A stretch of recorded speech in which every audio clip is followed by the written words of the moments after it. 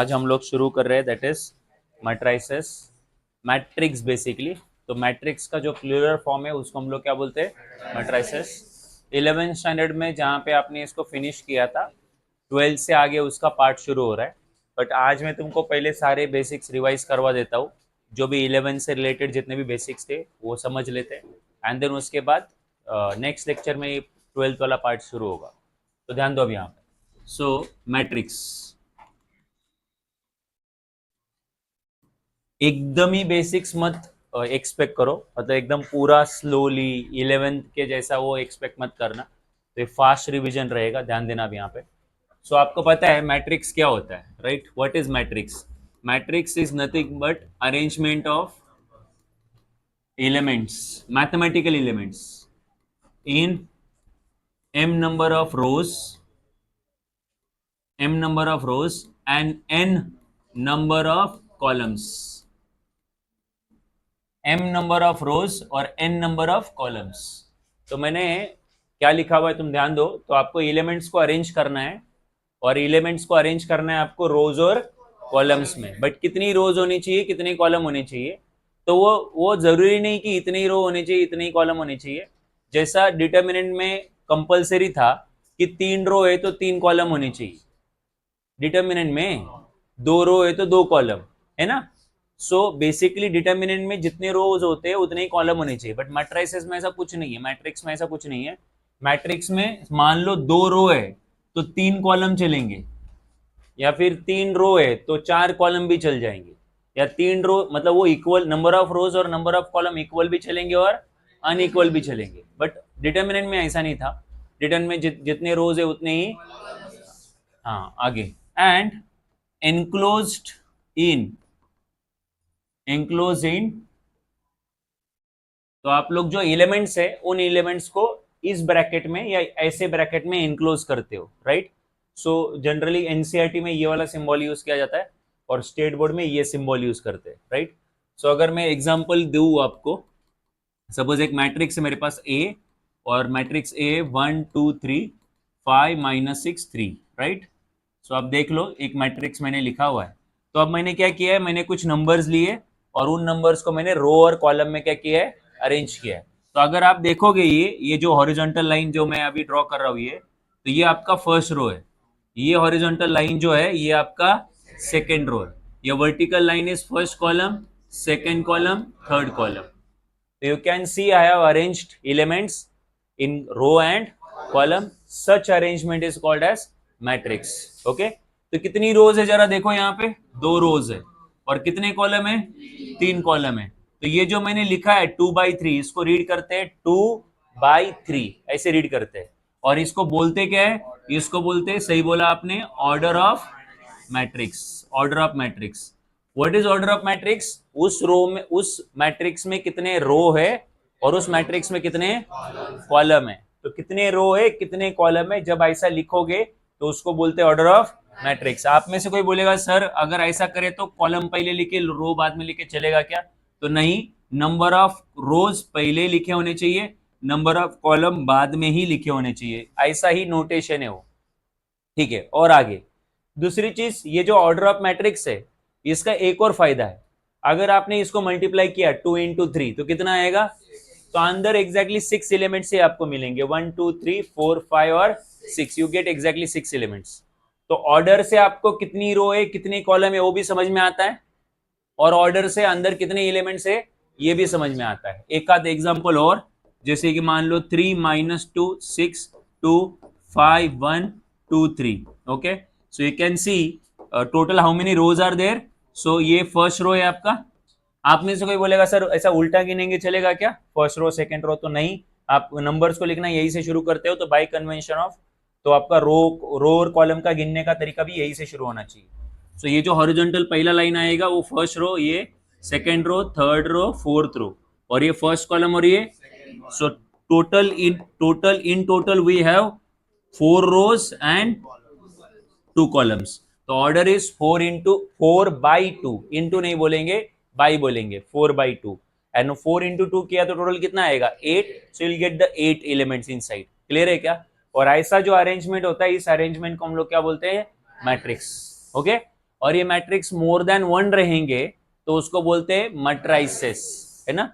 तो matrix is a singular form और matrices is plural form, more than 1 is matrices. Okay, चलो आगे बढ़ते हैं। नेक्स्ट आपको जो सीखना है वो है, याद करो आप लोग, प्लेसिंग ऑफ एलिमेंट्स।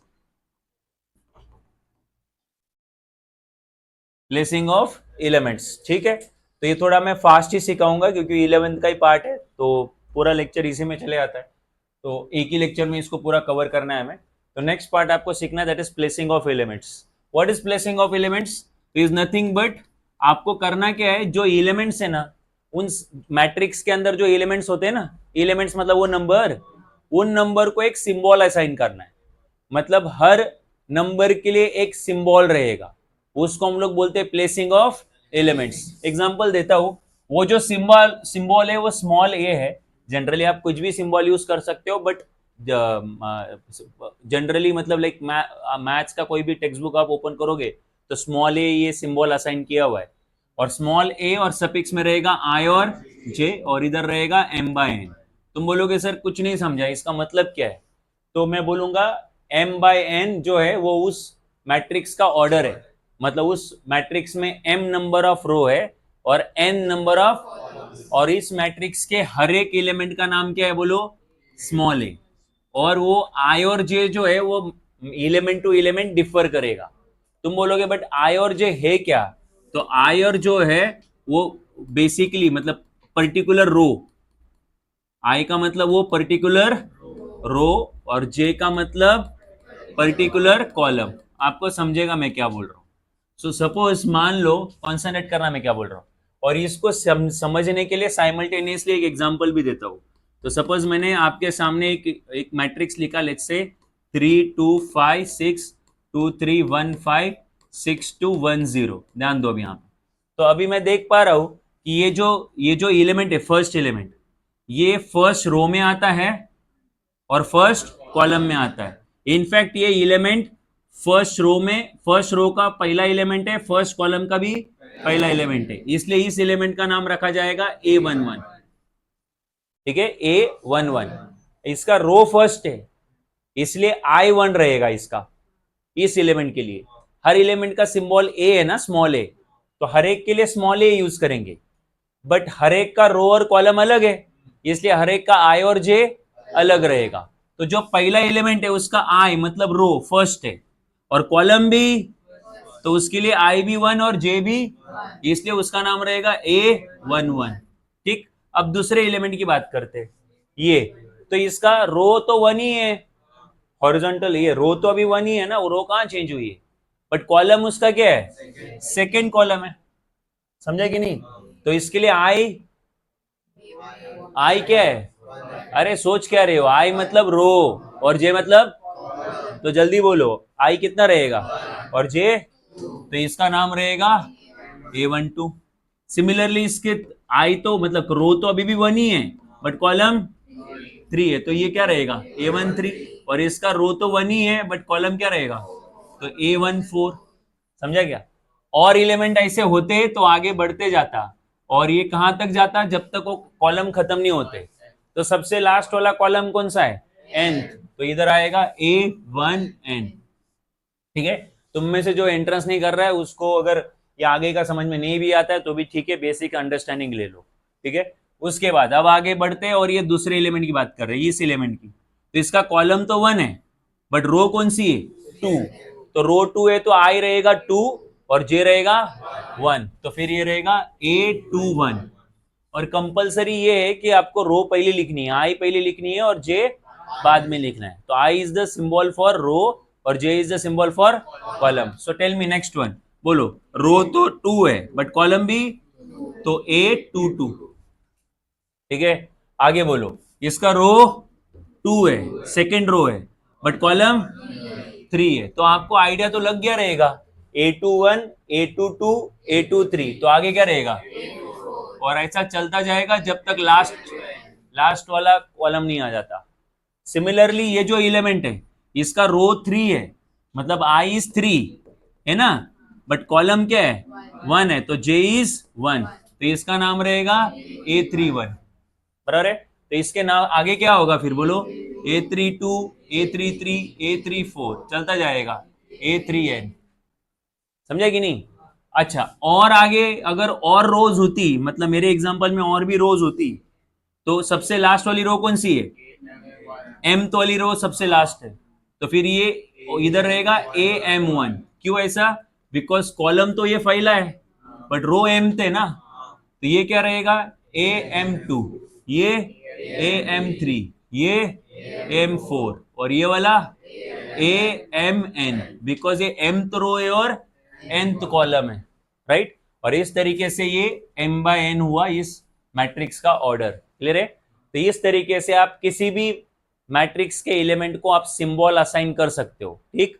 इसका फायदा क्या है, फायदा ये है कि सपोज मेरे पास एक P मैट्रिक्स है और मैंने इधर लिखा -2 3/5 x y z/2 z/2 k 0 0 -1, right. अब मैं तुमसे पूछता हूं कि A23 ये कौन सा एलिमेंट है, A23, तो कौन बताएगा A23, टू मत A23 ना, 2 मतलब रो सेकेंड रो और 3 मतलब थर्ड कॉलम, है ना।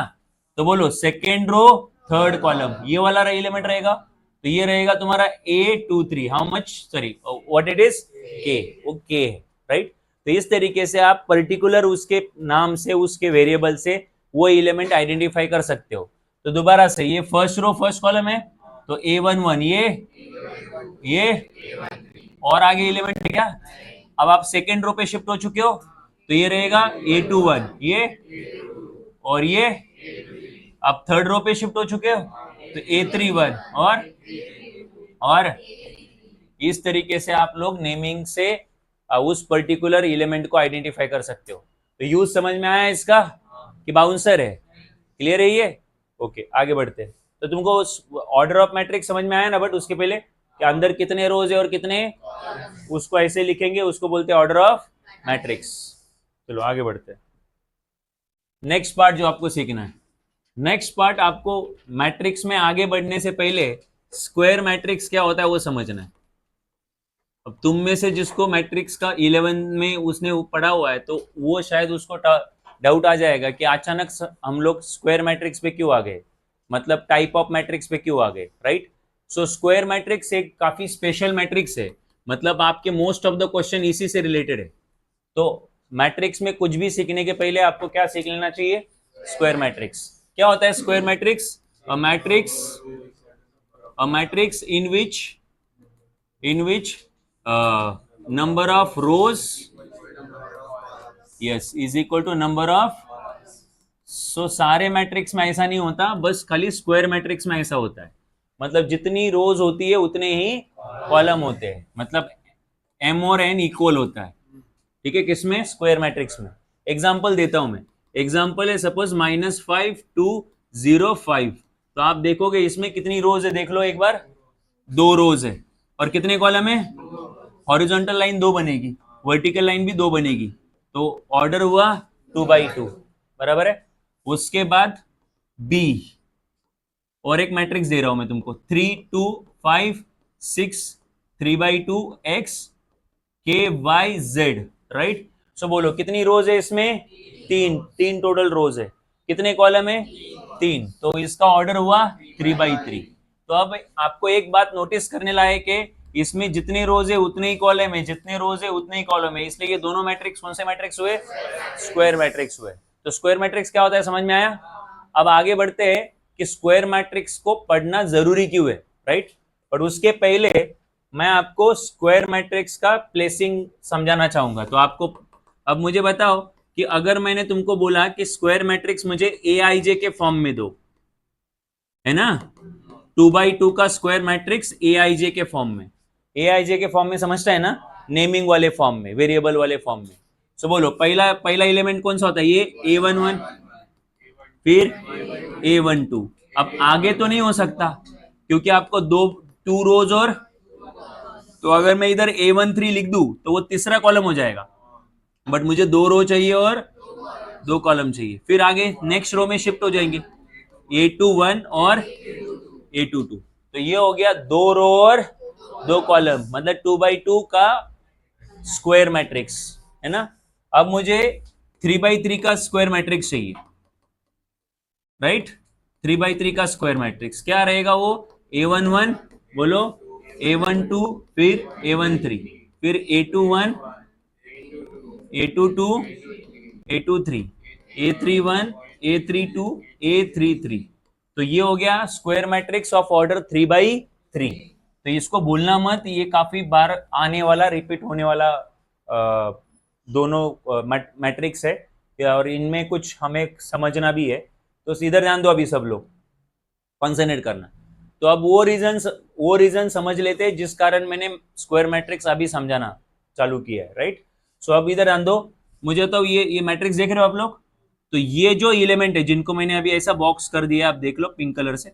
सो ये जो बॉक्स किया है, ये जो एलिमेंट्स है, इन एलिमेंट्स को हम लोग बोलते हैं डायगोनल एलिमेंट्स। क्या बोलते हैं? जनरली हमें पता है कि हमारे पास 2 एलिमेंट होते हैं, ऐसे 2 एलिमेंट बोल रहा हूँ, डायगोनल्स है ना। ज्योमेट्री में अगर मैं देखूं तो ये 2 डायगोनल है मेरे पास। उसमें से ये वाला डायगोनल जो है, इसको हम लोग मैट्रिसेस में या मैट्रिक्स में प्राइमरी डायगोनल बोलते हैं, ठीक है। और ये वाला जो डायगोनल है वो कोई डायगोनल ही नहीं है मैट्रिक्स में। तो मैट्रिक्स में एक ही डायगोनल मैट्रिक्स करता है, मैटर करता है, वो है प्राइमरी डायगोनल, राइट। और फिर ये जो प्राइमरी डायगोनल है, इस प्राइमरी डायगोनल के अलोंग आने वाले जो एलिमेंट है उनको बोलते हैं डायगोनल एलिमेंट्स। तो अब मुझे बताओ, A11 और A22 क्या हुए ये? सिमिलरली अगर यहां आओगे, इधर आओगे, तो यहां पे A11 A22 ये वो एलिमेंट है जो कहां पे आ रहे, डायगोनल पे, प्राइमरी डायगोनल पे। इसलिए इन एलिमेंट्स को क्या बोलेंगे, बोलो, डायगोनल एलिमेंट्स। ठीक से समझना। और एक बात नोटिस करो डायगोनल एलिमेंट्स के बारे में, तो अगर आप देखोगे तो इधर आई जो है, आई मतलब उसका रो, और जे मतलब उसका, दोनों इक्वल है, दोनों इक्वल है। और अगेन दोनों आई 3 है और जे भी क्या है, 3 है। तो ये जो एलिमेंट्स है उनमें जो आई और जे होते हैं वो आपस में कैसे होते हैं, इक्वल होते हैं, ठीक है। तो इस तरीके से तुम लोग डायगोनल एलिमेंट्स को आइडेंटिफाई कर सकते हो। अब आगे बढ़ते हैं, तुम अभी इधर आ जाओ। ये जो डायगोनल एलिमेंट है उनके नीचे ये 3 एलिमेंट है, और ये जो डायगोनल एलिमेंट है उनके ऊपर ये 3 एलिमेंट है, राइट।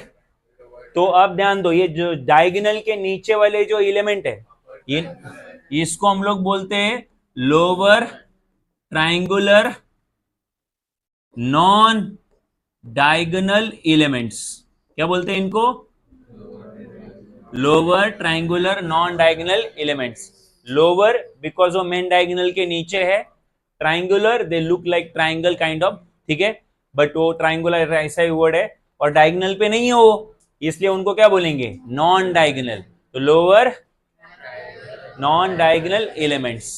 और ये lower triangular non diagonal elements में एक आप नोटिस करो कि इधर I2 है और J कितना है, 1 है। तो I बड़ा है, J छोटा है। इधर I3 है, J 1 है। अगेन I बड़ा, J छोटा। और I इधर 3 और J कितना है, 2। तो अभी ये जो एलिमेंट्स है lower triangular non diagonal elements, इनमें I बड़ा होता है और J छोटा होता है, राइट। तो इस तरीके से आइडेंटिफाई कर सकते हो। तो जिनका भी I ग्रेटर देन J होगा वो lower triangular non diagonal elements होंगे, या फिर वो मेन डायगोनल के कहाँ आएंगे, नीचे आएंगे। अच्छा, जिनका भी I और J इक्वल रहेगा वो कौन से एलिमेंट रहेंगे, डायगोनल एलिमेंट्स रहेंगे, मतलब डायगोनल के अलोंग आएंगे। और अब इनके बारे में बात करते हैं। ये जो ऊपर के 3 एलिमेंट है इनको हम लोग बोलते हैं upper triangular non diagonal elements, ठीक है। और उनको अगर तुम नोटिस करोगे तो इधर देखो, I इसका 1 है, J इसका 2 है। I इसका 1 है, J इसका 3 है। I 2 है, J 3 है। तो नोटिस करो कि I छोटा है और J बड़ा है, तो I is less than J। तो जब I छोटा रहेगा, J बड़ा रहेगा, तो upper triangular non diagonal elements रहेंगे। और I बड़ा रहेगा, J छोटा रहेगा, तो lower triangular non diagonal elements रहेंगे। और I और J दोनों एक दूसरे से इक्वल रहेंगे, तो फिर वो कौन से एलिमेंट रहेंगे, डायगोनल एलिमेंट्स रहेंगे। क्लियर है क्या? तो इस तरीके से आप स्क्वायर मैट्रिक्स को समझ सकते हो। और सेम चीज आप यहाँ पे 2x2 में भी अप्लाई करोगे, क्योंकि तुम में से कोई बोलेगा सर ये क्या 3x3 में होता है क्या? नहीं, ये किसी भी ऑर्डर के स्क्वायर मैट्रिक्स में ऐसा ही होता है। किसी भी ऑर्डर का मतलब 4x4, 5x5, 6x6, राइट? कोई भी ऑर्डर लो, बस वो खाली कौन सा मैट्रिक्स होना चाहिए?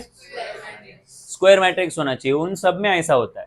तो अगर यहाँ पे आओगे तो A11 और A22 ये दोनों कौन से एलिमेंट्स हुए? Diagonal elements. अब ये जो है नीचे का ये A21, तो ये क्या हुआ तुम्हारा? डायगोनल के नीचे वाला है, तो इसको बोलेंगे लोअर ट्राइंगुलर। तुम में से कोई बोलेगा सर वो ट्राइंगल जैसा नहीं दिखता, बट कन्वेंशन तो वही है, बोलते तो ट्राइंगुलर ही है। Lower triangular non diagonal element, मैंने शॉर्ट में लिखा हुआ है नॉन डायगोनल एलिमेंट्स। और इसको क्या बोलेंगे? Upper upper triangular non diagonal element. Okay, so इस तरीके से आप लोग स्क्वायर मैट्रिक्स में डायगोनल के अलोंग के एलिमेंट को डायगोनल एलिमेंट बोलते हो, और डायगोनल के अलोंग जो नहीं होते वो नॉन डायगोनल होते हैं। बट डायगोनल के नीचे है तो लोअर ट्राइंगुलर नॉन डायगोनल, और डायगोनल के ऊपर है तो अपर ट्राइंगुलर नॉन डायगोनल। बट ऐसा डिवीजन जो है या डिफरेंशिएशन ऐसा तभी हो सकता है जब वो मैट्रिक्स कौन सा हो? स्क्वायर मैट्रिक्स हो। और स्क्वायर मैट्रिक्स मतलब जिसमें जितने रोज है उतने ही कॉलम होने चाहिए। क्लियर है अभी तक? राइट। तो मैट्रिक्स क्या होता है ये समझ में आया? मैट्रिक्स का प्लेसिंग समझ में आया? ओके, तो एलिमेंट्स को बस रोज में और कॉलम में अरेंज करना है। कितने भी रो हो सकते हैं, कितने भी। बट तुम में से कोई बोलेगा आपने तो अभी भी बोला रोज और कॉलम को सेम रखो, वो खाली स्क्वायर मैट्रिक्स में बोला, बाकी मैट्रिक्स में तो ऐसा कुछ नहीं है। Right. So let's understand the types of matrices now, या टाइप्स ऑफ मैट्रिक्स।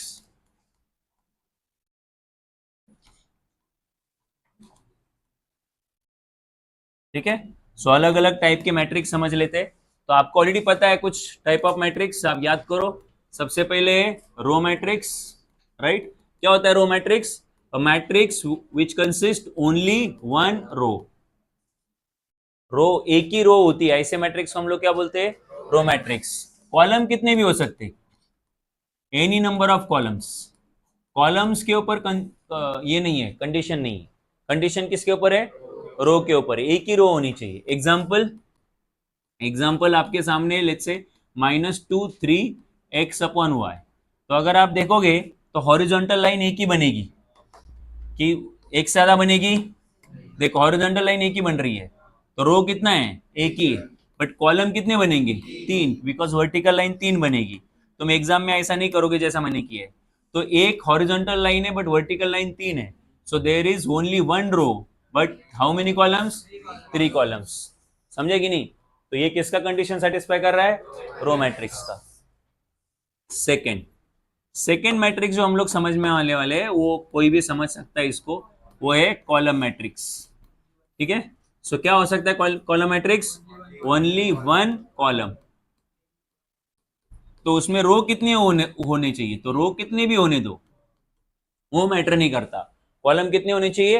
एक ही होना चाहिए। तो फिर मैं दिखा देता हूं ये इसका एग्जांपल आपको। सो एक मैट्रिक्स है मेरे पास, मैं लिख रहा हूं 2 3 5 और 7, ऐसे लिख दिया। तो अब मुझे बताओ यहाँ पे कितने रोज बन रहे हैं? देखो 1 2 3 4, 4 रो बन रहे हैं, बट कॉलम एक ही बन रहा है। तो इसके ऑर्डर क्या हो गई इसकी? 4 रोज एंड 1 कॉलम। तुम्हें पता होगा कि रोज हमेशा पहले लिखते हैं, कॉलम हमेशा।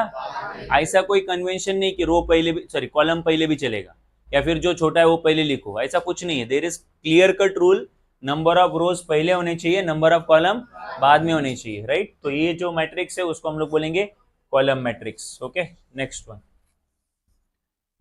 नेक्स्ट मैट्रिक्स जो हमें समझना है वो है दैट इज सिंगलटन मैट्रिक्स। क्या होता है सिंगलटन मैट्रिक्स? तो सिंगलटन मैट्रिक्स मतलब consist only one element.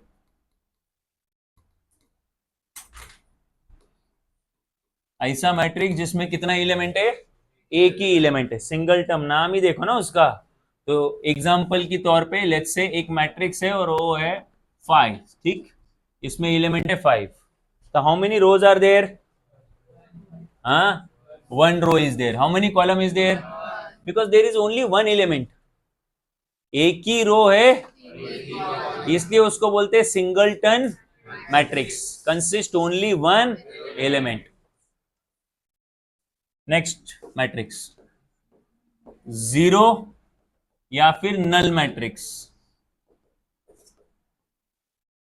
Zero या फिर नल मैट्रिक्स। क्या होता है जीरो या नल मैट्रिक्स आपको पता है? All the elements of matrix are zero. तो जब गिवन मैट्रिक्स के सारे एलिमेंट जीरो हो तो उस गिवन मैट्रिक्स को हम लोग बोलते हैं नल मैट्रिक्स या जीरो मैट्रिक्स। सो जैसे कि एग्जांपल में 0 0 0 0 0 0 आप देख सकते हो, 2 रो है 3 कॉलम है, बट बड़ी बात है कि सारे के सारे एलिमेंट क्या है? जीरो है, तो इसको जीरो मैट्रिक्स बोलेंगे। और zero matrix can be shown by zero, मतलब उसका नोटेशन भी क्या है? जीरो है, राइट। तो जीरो मैट्रिक्स को जस्ट जीरो लिख के दिखा सकते हैं, पूरा मैट्रिक्स लिखने की जरूरत, जस्ट जीरो लिखो और उसको बोल दो जीरो मैट्रिक्स, समझे कि नहीं? और जीरो मैट्रिक्स में कोई कुछ भी ऑर्डर हो सकता है, 2x2, 3x3, 1x2, जो आपको चाहिए वो ऑर्डर आप ले सकते हो। किसमें? क्योंकि सारे एलिमेंट क्या लेने हैं? जीरो ही लेने। बट तुम बोलोगे एग्जैक्टली ऑर्डर क्या लेंगे, तो वो तो क्वेश्चन पे डिपेंड करता है। क्वेश्चन में अगर बाकी सारे मैट्रिक्स 2x2 के, तो जीरो मैट्रिक्स भी 2x2 का। बट क्वेश्चन में अगर सारे मैट्रिक्स जीरो को छोड़ के 2x3 के है, तो जीरो भी 2x3 का। तो जीरो मैट्रिक्स किस ऑर्डर का लेना है वो क्वेश्चन में जो बाकी मैट्रिक्स है उसके ऊपर डिपेंड करता है। और अगर मैंने जो बोला वो स्टेटमेंट समझ में नहीं आया तो जब क्वेश्चन आएगा तब समझ जाओगे। ठीक, यहां तक क्लियर है? तो आगे बढ़ते हैं।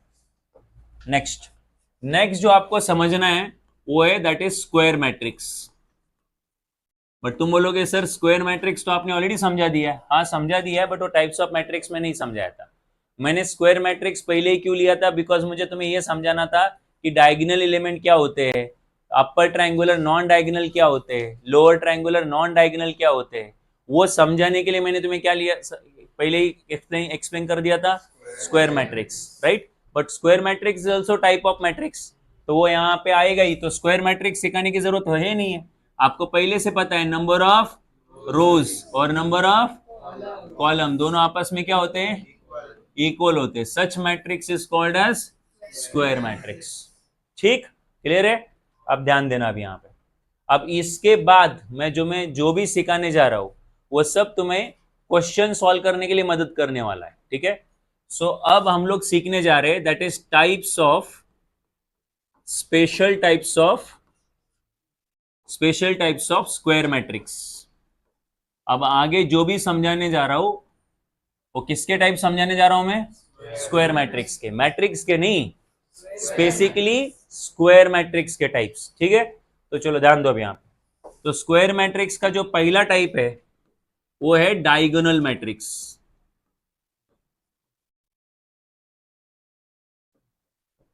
स्क्वायर मैट्रिक्स का पहला टाइप है डायगोनल मैट्रिक्स, ठीक है? क्या होता है डायगोनल मैट्रिक्स? अ स्क्वायर मैट्रिक्स,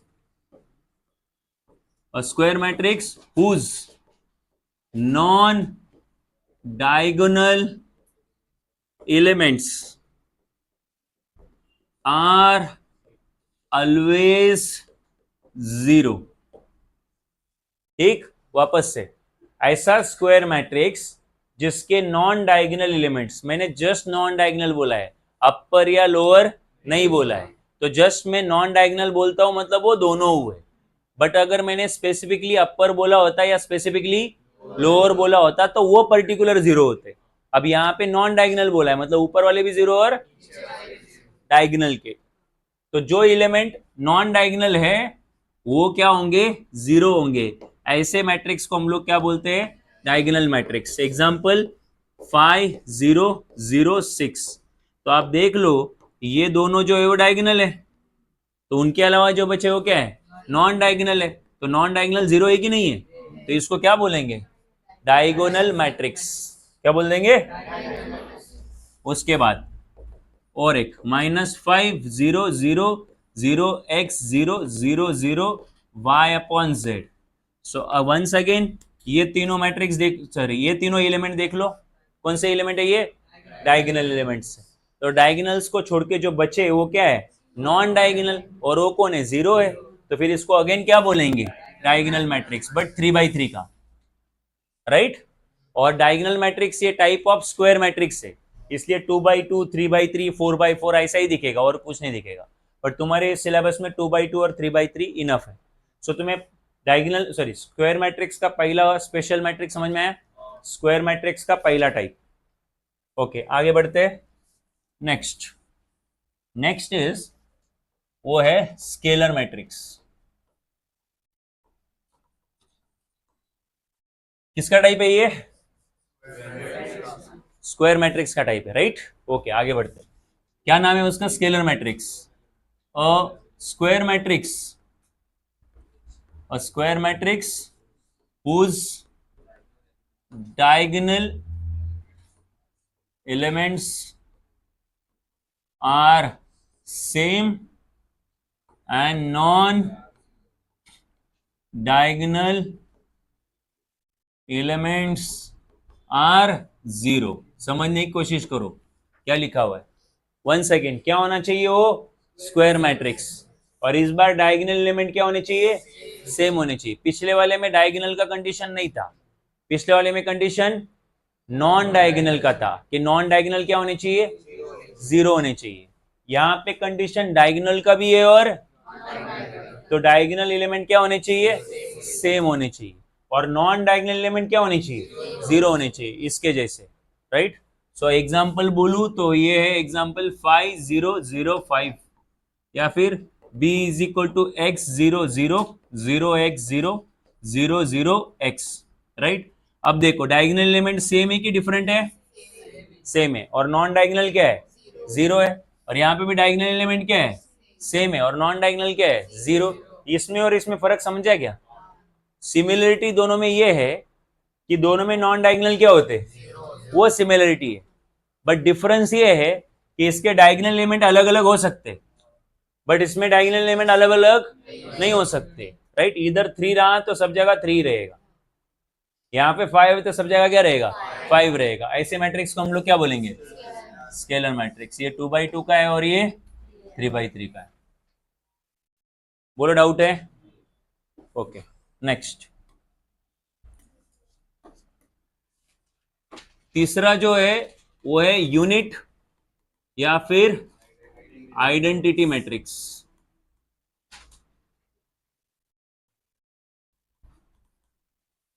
ठीक है, ये आपके 12th के चैप्टर का हीरो है। मतलब 12th में 90% ऑफ टाइम्स आपको आइडेंटिटी मैट्रिक्स से ही रिलेटेड क्वेश्चन है, मतलब उसी से रिलेटेड कैलकुलेशन करने हैं। ठीक है, सो समझ लेते हैं आइडेंटिटी मैट्रिक्स क्या है। ठीक है, सो ध्यान दो अभी यहां पे square matrix, square matrix whose non diagonal elements are 0। A square matrix whose non-diagonal elements are and diagonal elements are equal to 1। देख लो आप लोग ढंग से, देखो नॉन डायगोनल एलिमेंट्स क्या होने चाहिए? 0 होने चाहिए। और जो डायगोनल एलिमेंट है वो क्या होना चाहिए? 1 होना चाहिए। तो ऐसे मैट्रिक्स को हम लोग क्या बोलते हैं? यूनिट या हाँ। और आइडेंटिटी मैट्रिक्स जो है, मैट्रिक्स इज डिनोटेड बाय आई। तो आइडेंटिटी मैट्रिक्स का जो डिनोशन है वो आई है। किसी भी मैट्रिक्स के लिए डेडिकेटेड सिंबल नहीं है।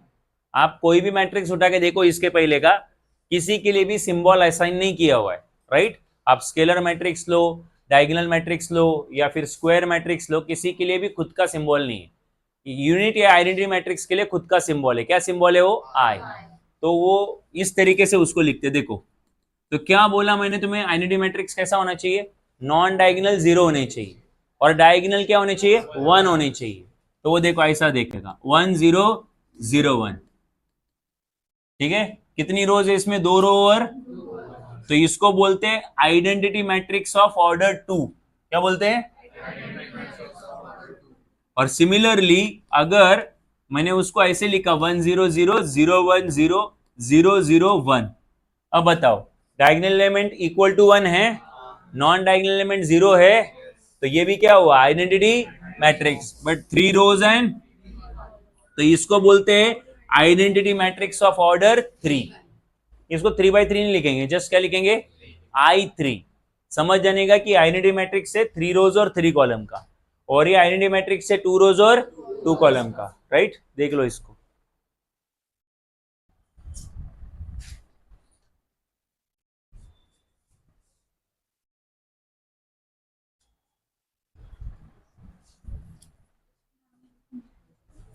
ठीक है, कुछ डाउट है अभी इसमें? नेक्स्ट कॉन्सेंट्रेट करना भी यहाँ पे। सो नेक्स्ट, आगे सीखने के पहले, आगे और भी टाइप है हमारे काम के, टोटल और 4 टाइप है, राइट, जो हमें यूज होंगी। 4 नहीं और 6 है ऑलमोस्ट, बट उनको समझने के लिए आपको कुछ प्रॉपर्टीज पहले सीखनी चाहिए, ध्यान देना भी यहाँ पे। बट वो प्रॉपर्टीज सीखने के पहले 2 और मैट्रिक्स में कवर कर लेता हूं। एक है लोअर ट्रायंगुलर मैट्रिक्स और एक है upper triangular matrix. Lower triangular matrix और अपर ट्रायंगुलर मैट्रिक्स, ठीक। लोअर ट्रायंगुलर मैट्रिक्स क्या होता है, ठीक से सुनना। A square matrix in which all upper triangular non diagonal elements are 0। ठीक है, थोड़ा उल्टा है।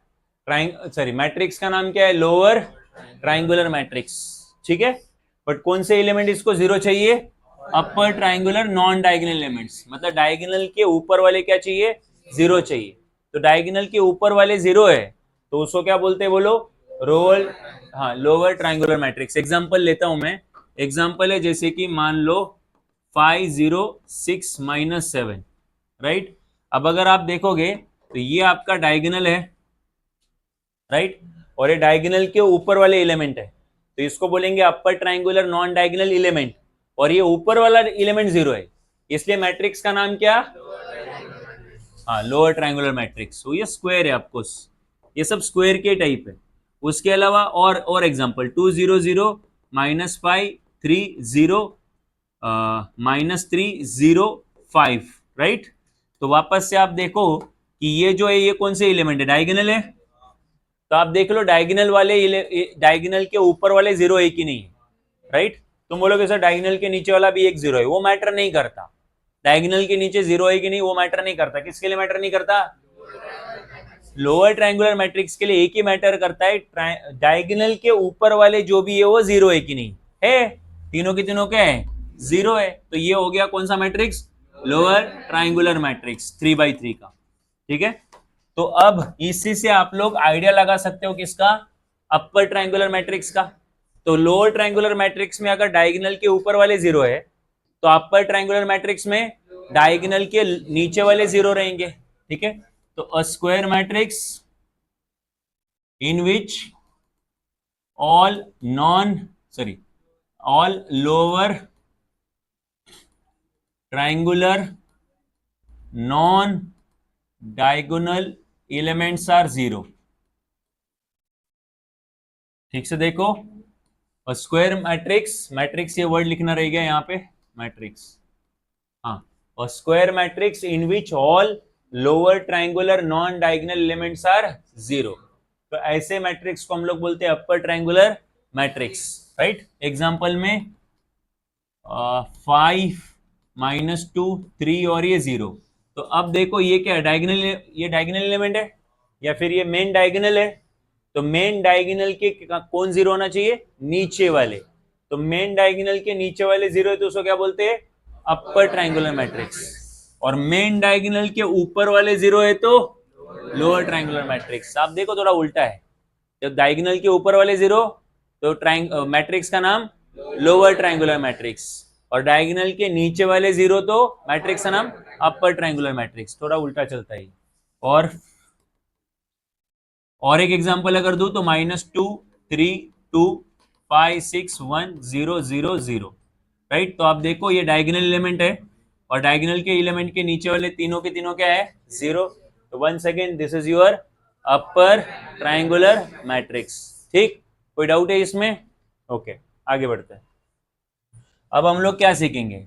अब हम लोग दो प्रॉपर्टीज सीखने वाले, और दो प्रॉपर्टीज सीखने के बाद दोबारा जो चार स्पेशल टाइप के स्क्वायर मैट्रिक्स बाकी है वो कवर कर लेते हैं। ठीक है, सो ध्यान देते रहना। अभी यहाँ पे जो पहली प्रॉपर्टी आपको सीखनी है दैट इज, वो तो एक ऑपरेशन है, that is solving determinant of a matrix. Solving determinant of a matrix. ठीक, सो आप लोगों ने सबने 11th स्टैंडर्ड में डिटर्मिनेंट सॉल्व किया हुआ है। 2/2 का डिटर्मिनेंट में तो टेंथ में ही किया था, और 3/3 का डिटर्मिनेंट 11 में किया, राइट? तो वो डिटर्मिनेंट प्रॉपरली डिटर्मिनेंट सॉल्व किया।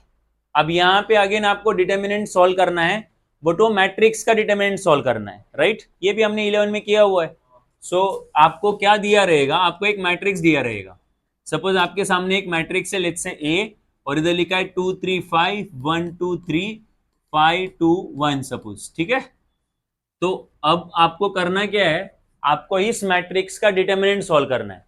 तो इस मैट्रिक्स का डिटर्मिनेंट सॉल्व करने के पहले आपको इसको डिटर्मिनेंट के फॉर्म में लिखना पड़ेगा। मतलब क्या करना पड़ेगा? तो पहले ऐसे लिखना पड़ेगा, डिटर्मिनेंट ऑफ ए। एक तो ऐसे लिखते हैं या फिर ऐसे लिखते हैं, ये दोनों तरीके चलते हैं। ठीक है, so determinant of A, determinant मतलब ऐसा ऐसा स्ट्रेट लाइन के बीच में अगर लिखा तो उसको डिटर्मिनेंट बोलते हैं। तो डिटर्मिनेंट ऑफ ए लिखने का ये भी तरीका है, ये भी तरीका है। ठीक है, सो डिटर्मिनेंट ऑफ ए, और फिर अभी आप लोग उस जो जो मैट्रिक्स आपको दिया है वो मैट्रिक्स डिटर्मिनेंट के फॉर्म में लिख दो। तो कौन है इधर? 2 3 5 1 2 3 5 2 1। बट ये जो मैं तुम्हें डिटर्मिनेंट सिखा रहा हूं सॉल्व करना, वो 3/3 वाला सिखा रहा हूं, राइट? 2/2 वाला तुम्हें ऑलरेडी आता है, बट फिर भी याद दिला देता हूं। पहला 2/2 वाला याद दिलाता हूं। तो तुम्हारे पास एक मैट्रिक्स है, लेट्स से 5 6 2 1, ऐसा एक मैट्रिक्स है, 2 2 लेट्स से, और मुझे उस मैट्रिक्स का डिटर्मिनेंट चाहिए। तो डिटर्मिनेंट ऑफ ए तो ऐसे लिखते हो, और फिर उसको डिटर्मिनेंट के फॉर्म में लिख दो 5 6 2 2, राइट? तो आपको पता है इसको सॉल्व कैसे करते हैं।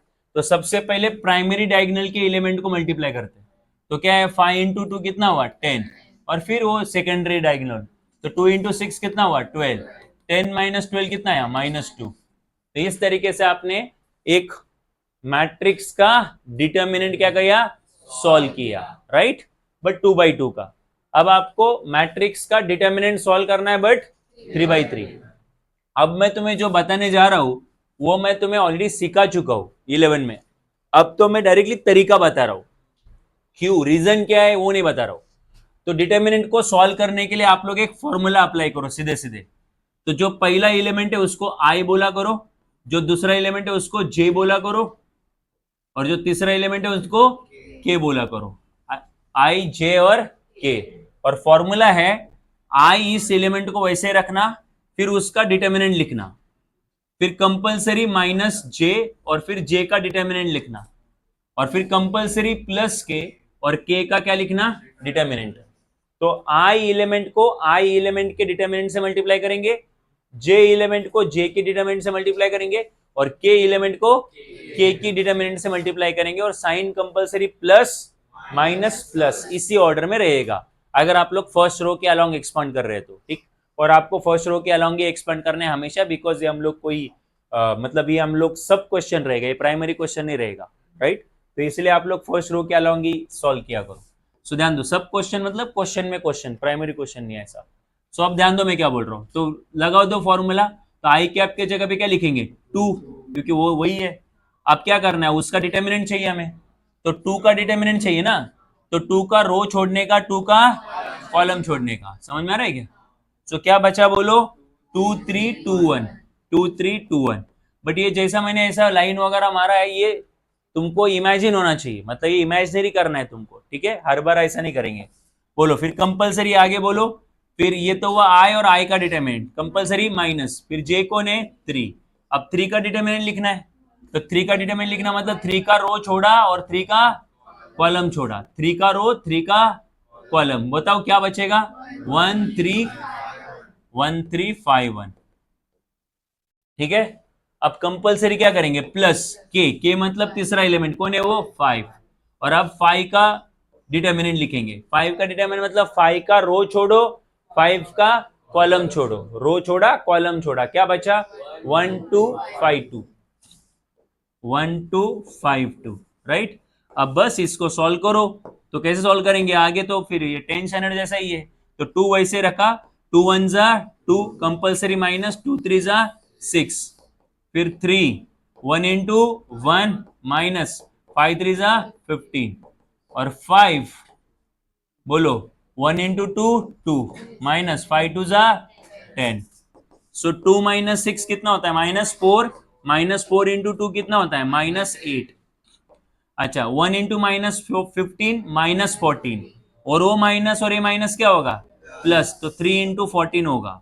जिसको नहीं समझा मैं दोबारा बोलता हूं, 1 माइनस 15 इज -14, तो वो -14 है और ये -3 है, मल्टीप्लाई में है ना वो, तो माइनस माइनस क्या होता है प्लस, और 3 और 14 तो मल्टीप्लाई में है ही है, और प्लस 5 2 माइनस 10 कितना होता है -8, तो क्या आएगा ये -8, 14 3 जा 42, और 5 8 जा 40, और माइनस माइनस 40, तो आंसर आएगा 42 माइनस 40 कितना होता है 2, तो -8 plus 2, answer is -6।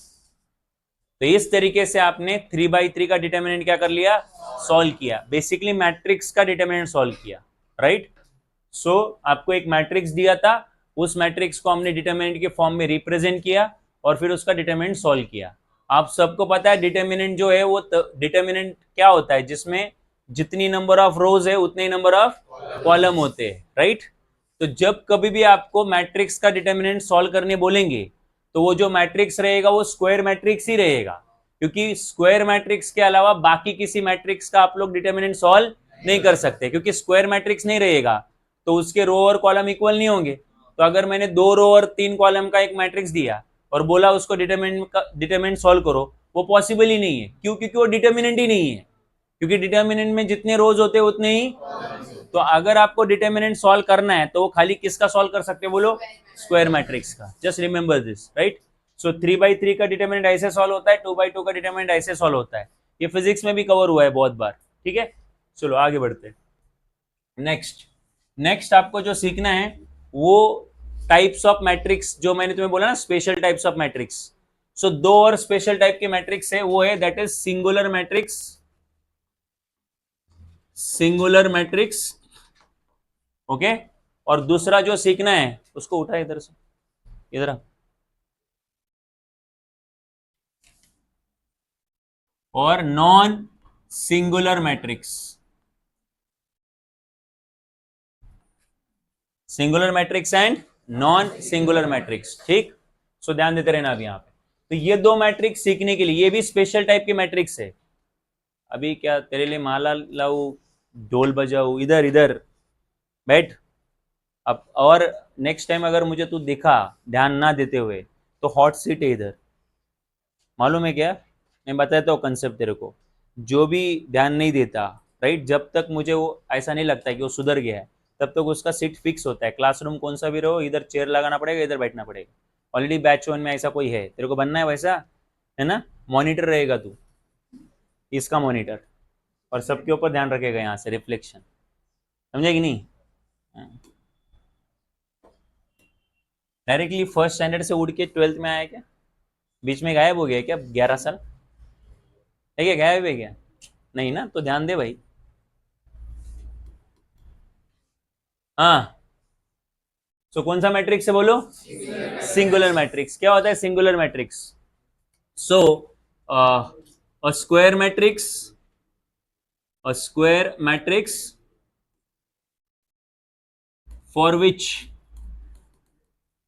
determinant square matrix A, हाँ इधर A नाम डाल दो, a square matrix A for which determinant of A is 0। ऐसा स्क्वायर मैट्रिक्स जिसका डिटर्मिनेंट क्या है, उस स्क्वायर मैट्रिक्स को हम लोग क्या बोलते हैं, singular matrix. Let's take a example, जैसे कि मान लो एक 5 3 और ये 3, ये 5 और 3, राइट। सो बोलो क्या आएगा, 5 इंटू 3 15, देख रहे हो ना, ओके। और 5, एक मिनट गलत कर रहा हूं मैं, उसका डिटर्मिनेंट निकालेंगे ना, और डिटर्मिनेंट के फॉर्म में लिखेंगे तो सॉल्व कर सकते हैं ना, डायरेक्टली सॉल्व थोड़ी ना कर सकते। तो 5 इंटू 3 कितना हुआ 15 माइनस ये भी 5 इंटू 3 कितना 15, 15 माइनस 15 कितना हुआ 0। तो determinant of matrix A is 0। तो फिर A is a singular matrix, singular matrix. ठीक, तो सिंगुलर मैट्रिक्स समझ में आया, जिसका डिटरमिनेंट क्या होता है 0 होता है। ओके, तो फिर आपको नॉन सिंगुलर मैट्रिक्स भी समझ में आएगा जिसका डिटरमिनेंट 0 होता नहीं है। तो a square matrix whose determinant is not 0, so therefore determinant of A is not equal to 0। okay, so ले लो कोई भी एक मैट्रिक्स, रैंडम मैट्रिक्स ले लो 3 5 6 8 और फिर इसका डिटर्मिनेंट निकालो। तो 3 5 6 8, तो पता है 3 8 का कितना 24 और 6 5 का कितना 30। 24 minus 30 is minus 6 which is not equal to 0। तो such determinant is sorry such matrix is called as non singular matrix. तो इस केस में ए जो है वो नॉन सिंगुलर मैट्रिक्स है बिकॉज उसका डिटर्मिनेंट क्या नहीं बोलो 0 नहीं है। राइट, एक और चीज और तुम्हारे काम की चीज, जो सिंगुलर मैट्रिक्स होता है उसको हम लोग नॉन इन्वर्टिबल मैट्रिक्स बोलते हैं, नॉन इन्वर्टिबल मैट्रिक्स। अब तुम में से कोई बोलेगा ऐसा क्यों, तो ये आपको अगले लेक्चर में सीखने को मिलेगा क्योंकि ये 12th वाले पार्ट में आता है। क्योंकि पहले तुम्हें ये सीखना पड़ेगा कि इनवर्स निकालना क्या होता है, राइट, इन्वर्टिबल क्या होता है, तो वो मैं तुम्हें सिखा दूंगा। बट फिलहाल के लिए इतना याद रखना कि सिंगुलर मैट्रिक्स का दूसरा नाम क्या है बोलो, नॉन इन्वर्टिबल मैट्रिक्स। ठीक, और जो नॉन सिंगुलर मैट्रिक्स है उसका नाम है इन्वर्टिबल मैट्रिक्स। सो जो नॉन सिंगुलर है, जो नॉन वो इन्वर्टिबल है और जो सिंगुलर है वो नॉन इन्वर्टिबल है। Singular is non invertible and non invertible is non singular is invertible. इस तरीके से कुछ डाउट है अभी इसमें? तो ये दो टाइप ऑफ मैट्रिक्स सीखने के लिए आपको डिटर्मिनेंट कैसे सॉल्व करते हैं मैट्रिक्स का ये पता होना जरूरी था, इसलिए मैंने पहले वो समझा दिया। कुछ डाउट है यहाँ पे? ओके, अब आखिरी के दो स्पेशल मैट्रिक्स वो है दैट, बट वो दोनों सीखने के लिए आपको एक प्रॉपर्टी पता होनी चाहिए। दो मैट्रिक्स और सीखने हैं बट वो सीखने के लिए आपको एक प्रॉपर्टी पता होनी चाहिए। वो प्रॉपर्टी है that is transpose of a matrix. क्या पता होना चाहिए? Transpose of a matrix. Now what is transpose of a matrix? Okay, so concentrate करना अभी यहाँ पे। तो सपोज आपके पास एक मैट्रिक्स है 2 3 -5 6 2 1, ऐसा एक मैट्रिक्स है आपके पास। ठीक है, तो अब इस मैट्रिक्स ऑर्डर क्या है मैटर नहीं करता, ये स्क्वायर मैट्रिक्स होना चाहिए, ये भी मैटर नहीं करता because it's just a property, it's not a type. मैं टाइप थोड़ी सिखा रहा हूँ, प्रॉपर्टी सिखा रहा हूँ। सो आपके पास एक मैट्रिक्स है और इस मैट्रिक्स में आपको एक काम करना है, उसका ट्रांसपोज लेना है। तो ट्रांसपोज लेना मतलब क्या, तो आपके सिलेबस में पावर में टी लेके ट्रांसपोज दिखाते और एनसीईआरटी में डैश लेके दिखाते, तो ये दोनों में से कोई भी एक नोटेशन यूज कर सकते हो आप लोग। एनीवेज, तो ट्रांसपोज लेना मतलब क्या, तो इसमें जो रो है उस रो को कॉलम बना देना। तो 2 3 -5 तो उसको एज अ कॉलम लिख देना, और अगेन जो अगला रो है उसको भी कॉलम लिख देना। सो जितनी भी रो है उन सबको किस में लिख देना, कॉलम में। उसको बोलते हैं ट्रांसपोज ऑफ मैट्रिक्स। बट तुम में से कोई ऐसा बोलेगा कि सर कॉलम को रो किया, तो मैं बोलूंगा दोनों एक ही चीज है, रो को कॉलम बना दो या कॉलम को रो बना दो, बोथ आर सेम ऑपरेशन। जैसे इधर देखो, इधर कॉलम क्या है 2 और वो इधर का रो बन चुका है, इधर कॉलम क्या है 3 और वो इधर का रो बन चुका है, -5 और 1 इधर का रो है। तो एक तो रो को कॉलम बना दो या फिर कॉलम को रो बना दो, एक ही है, एक ही चीज है, एक ही ऑपरेशन है, और उस ऑपरेशन को हम लोग क्या बोलते हैं, transpose of matrix. Transpose of matrix. ठीक, तो ट्रांसपोज ऑफ मैट्रिक्स लेने बोला तो क्या करना होता है, क्लियर है, समझ में आया? अब इसके दो टाइप, मतलब ट्रांसपोज ऑफ मैट्रिक्स के ऊपर डिपेंडेंट दो टाइप, ट्रांसपोज के दो टाइप नहीं, स्क्वायर मैट्रिक्स के ही टाइप है ये, बट उसके लिए ट्रांसपोज क्या होता है ये पता होना चाहिए। तो ध्यान देना अभी यहाँ पे। तो जो पहला मैट्रिक्स है जो आपको पता होना चाहिए वो है सिमेट्रिक मैट्रिक्स। और दूसरा है skew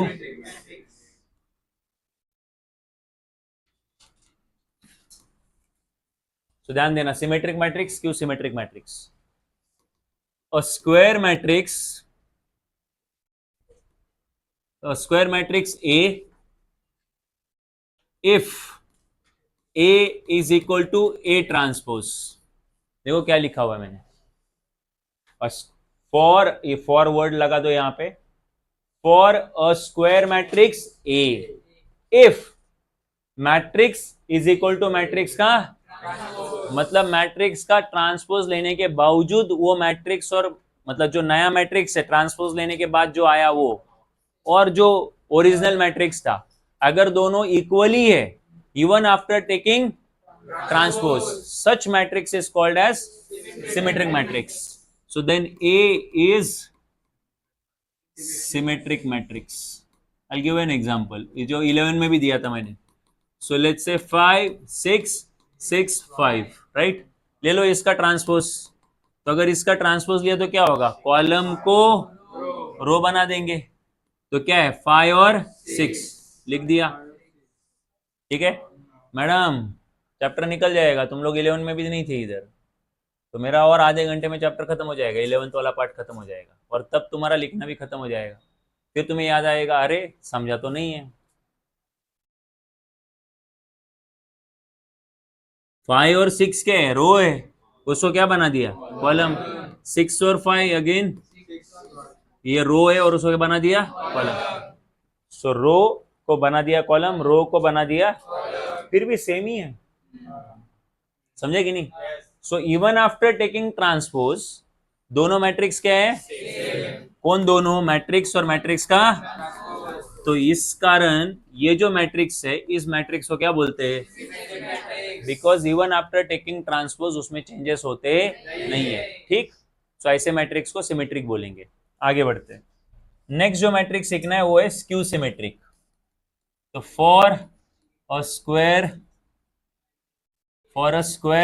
matrix A if matrix और मैट्रिक्स का ट्रांसपोज इक्वल होने चाहिए बट एलिमेंट के साइन ऑपोजिट होने चाहिए मैंने क्या लिखा हुआ है देखो ए इज इक्वल टू ए का ट्रांसपोज मतलब दोनों इक्वल है मैट्रिक्स और मैट्रिक्स का ट्रांसपोज अगेन क्या है बट बीच में माइनस लिखा है जो इधर नहीं था तो माइनस का मतलब होता है दोनों के एलिमेंट्स का साइन ऑपोजिट अगर दोनों के एलिमेंट्स का साइन ऑपोजिट है बाकी सब सेम है एलिमेंट सेम होने चाहिए बस उनके साइन ऐसे मैट्रिक्स को बोलते हैं स्क्यू सिमेट्रिक मैट्रिक्स एग्जांपल है सो लेट्स से 0 -5 5 0 ठीक चलो कर लेते इसका ट्रांसपोज ले लेते तो अगर इसका ट्रांसपोज लिया तो ट्रांसपोज कैसे लिया जाता है रो क्या बना देंगे सो ये रो है उसको बना दिया कॉलम ठीक है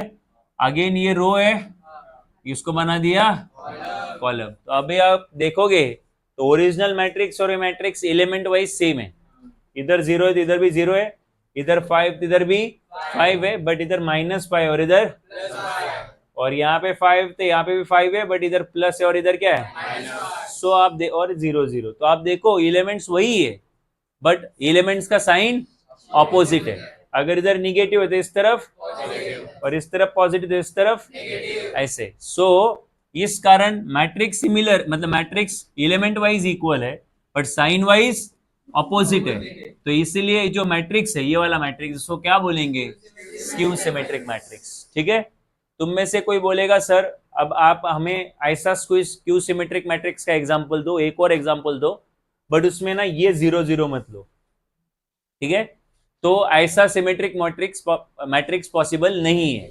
आपको सिमेट्रिक मैट्रिक्स बोला तो डायगोनल एलिमेंट कंपलसरी 0 आते हैं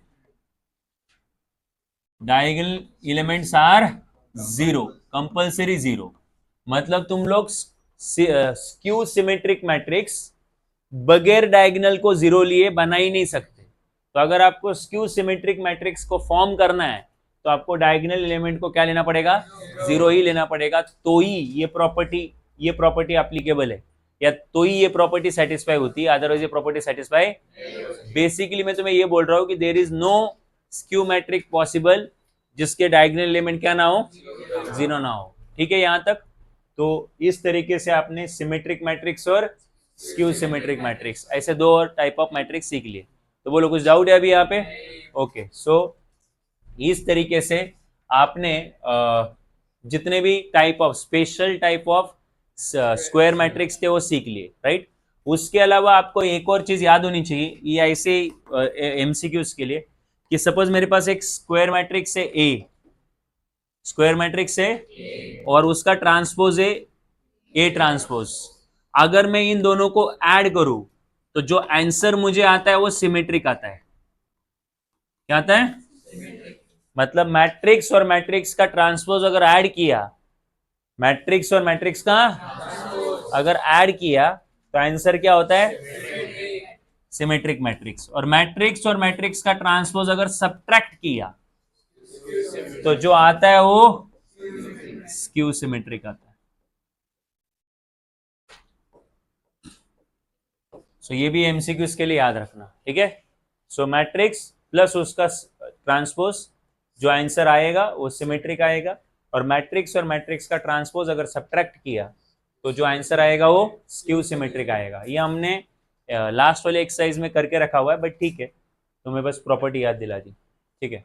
और समझ में आया यहाँ तक? ओके, तो ऑलमोस्ट जितने भी टाइप्स ऑफ मैट्रिक्स वगैरह जो कवर करना था हो चुका है। अब एक छोटा सा पार्ट बाकी है कवर करना, वो है that is algebra of matrices। What is algebra of matrices? ठीक है, algebra मतलब addition, subtraction, multiplication and division. So matrix एक मेथड है, कैलकुलेशंस का मेथड है।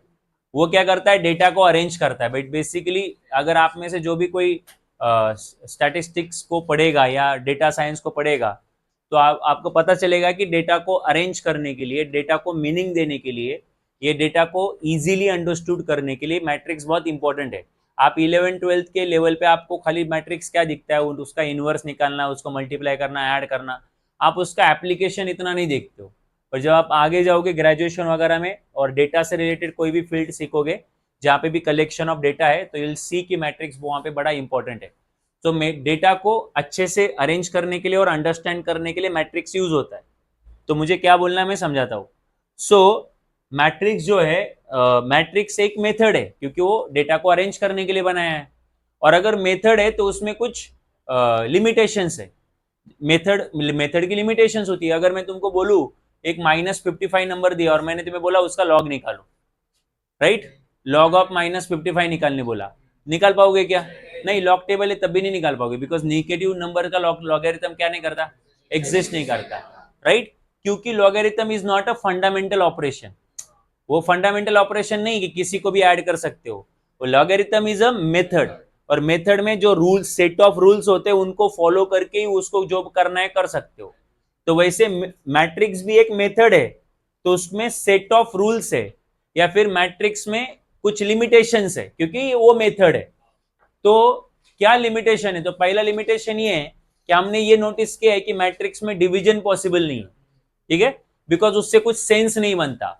जैसे मैट्रिक्स को ऐड करने से सेंस बनता है, मैट्रिक्स को मल्टीप्लाई करने से सेंस बनता है, और मैट्रिक्स को डिवाइड कर, सॉरी डिवाइड बोल रहा हूं, सब्ट्रैक्ट करके सेंस बनता है। तुम बोलोगे सेंस बनना मतलब, तो जिन्होंने भी 11th में वो सुरेश और गणेश वाला बुक स्टोर वाला जो था ना, वो एग्जाम्पल किया था ना, वो सेंस होता है कि वो वहां पे वो एप्लीकेशन है उसका। तो बेसिकली मैट्रिक्स का एडिशन पॉसिबल है, मैट्रिक्स का सब्ट्रैक्शन पॉसिबल है, मैट्रिक्स का मल्टीप्लीकेशन पॉसिबल है, बिकॉज क्योंकि उससे डेटा का कुछ सेंस बनता है। पर डिवीजन पॉसिबल नहीं है क्योंकि उससे कुछ सेंस नहीं आता।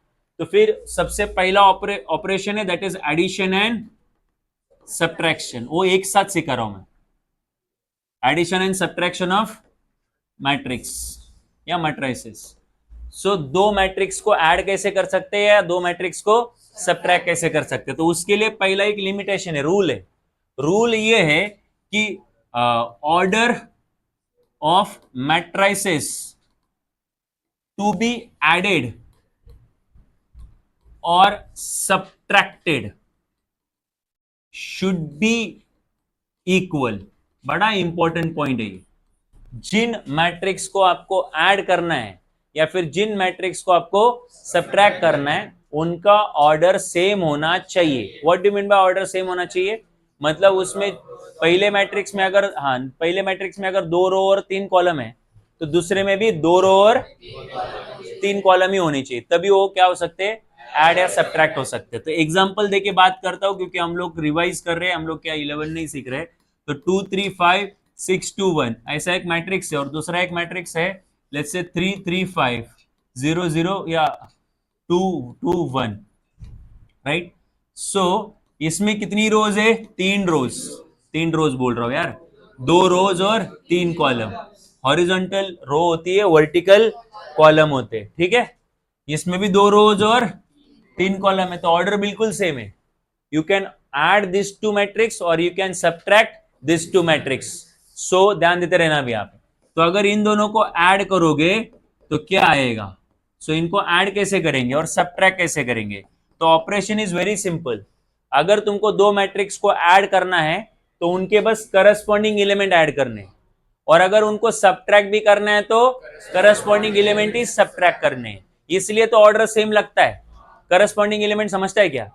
करस्पॉन्डिंग का मतलब इधर का a11 इसके a11 के साथ क्या होगा, ऐड होगा या फिर सब्ट्रैक्ट होगा, जो भी ऑपरेशन है। इसका a12 इसकी a12 से क्या होगा, ऐड या सब्ट्रैक्ट, राइट। तो let's do the addition first. So क्या होगा, ये 2 इस 3 के साथ ऐड होगा, 2 + 3 5, इधर 3 + 3 है ना 6, इधर 5 + 5, इधर 6 + 2, ओके, इधर 2 + 2 4 और इधर 1 + 1, राइट। और फिर आगे जो भी आंसर आ रहा है 5 6 10 और ये कितना आया 8 8 4 और 1 + 1 है क्या वो? हाँ 1 + 1 2, right.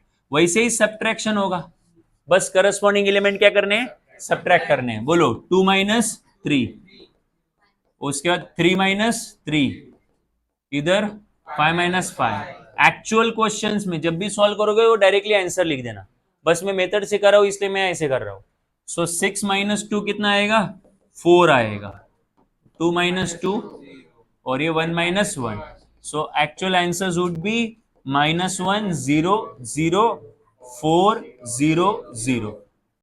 So this is how you add two matrix और you can subtract।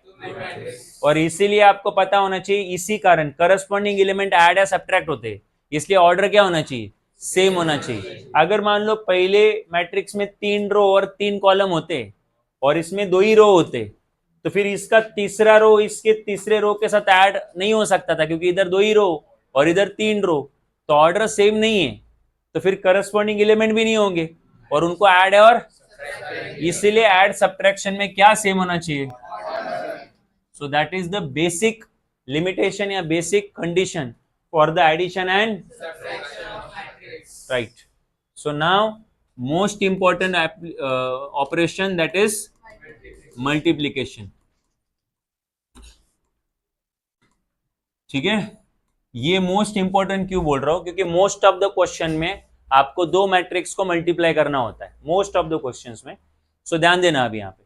और मल्टीप्लीकेशन का जो रूल है और जो ऑपरेशन जो है वो एडिशन सब्ट्रैक्शन जैसा नहीं है।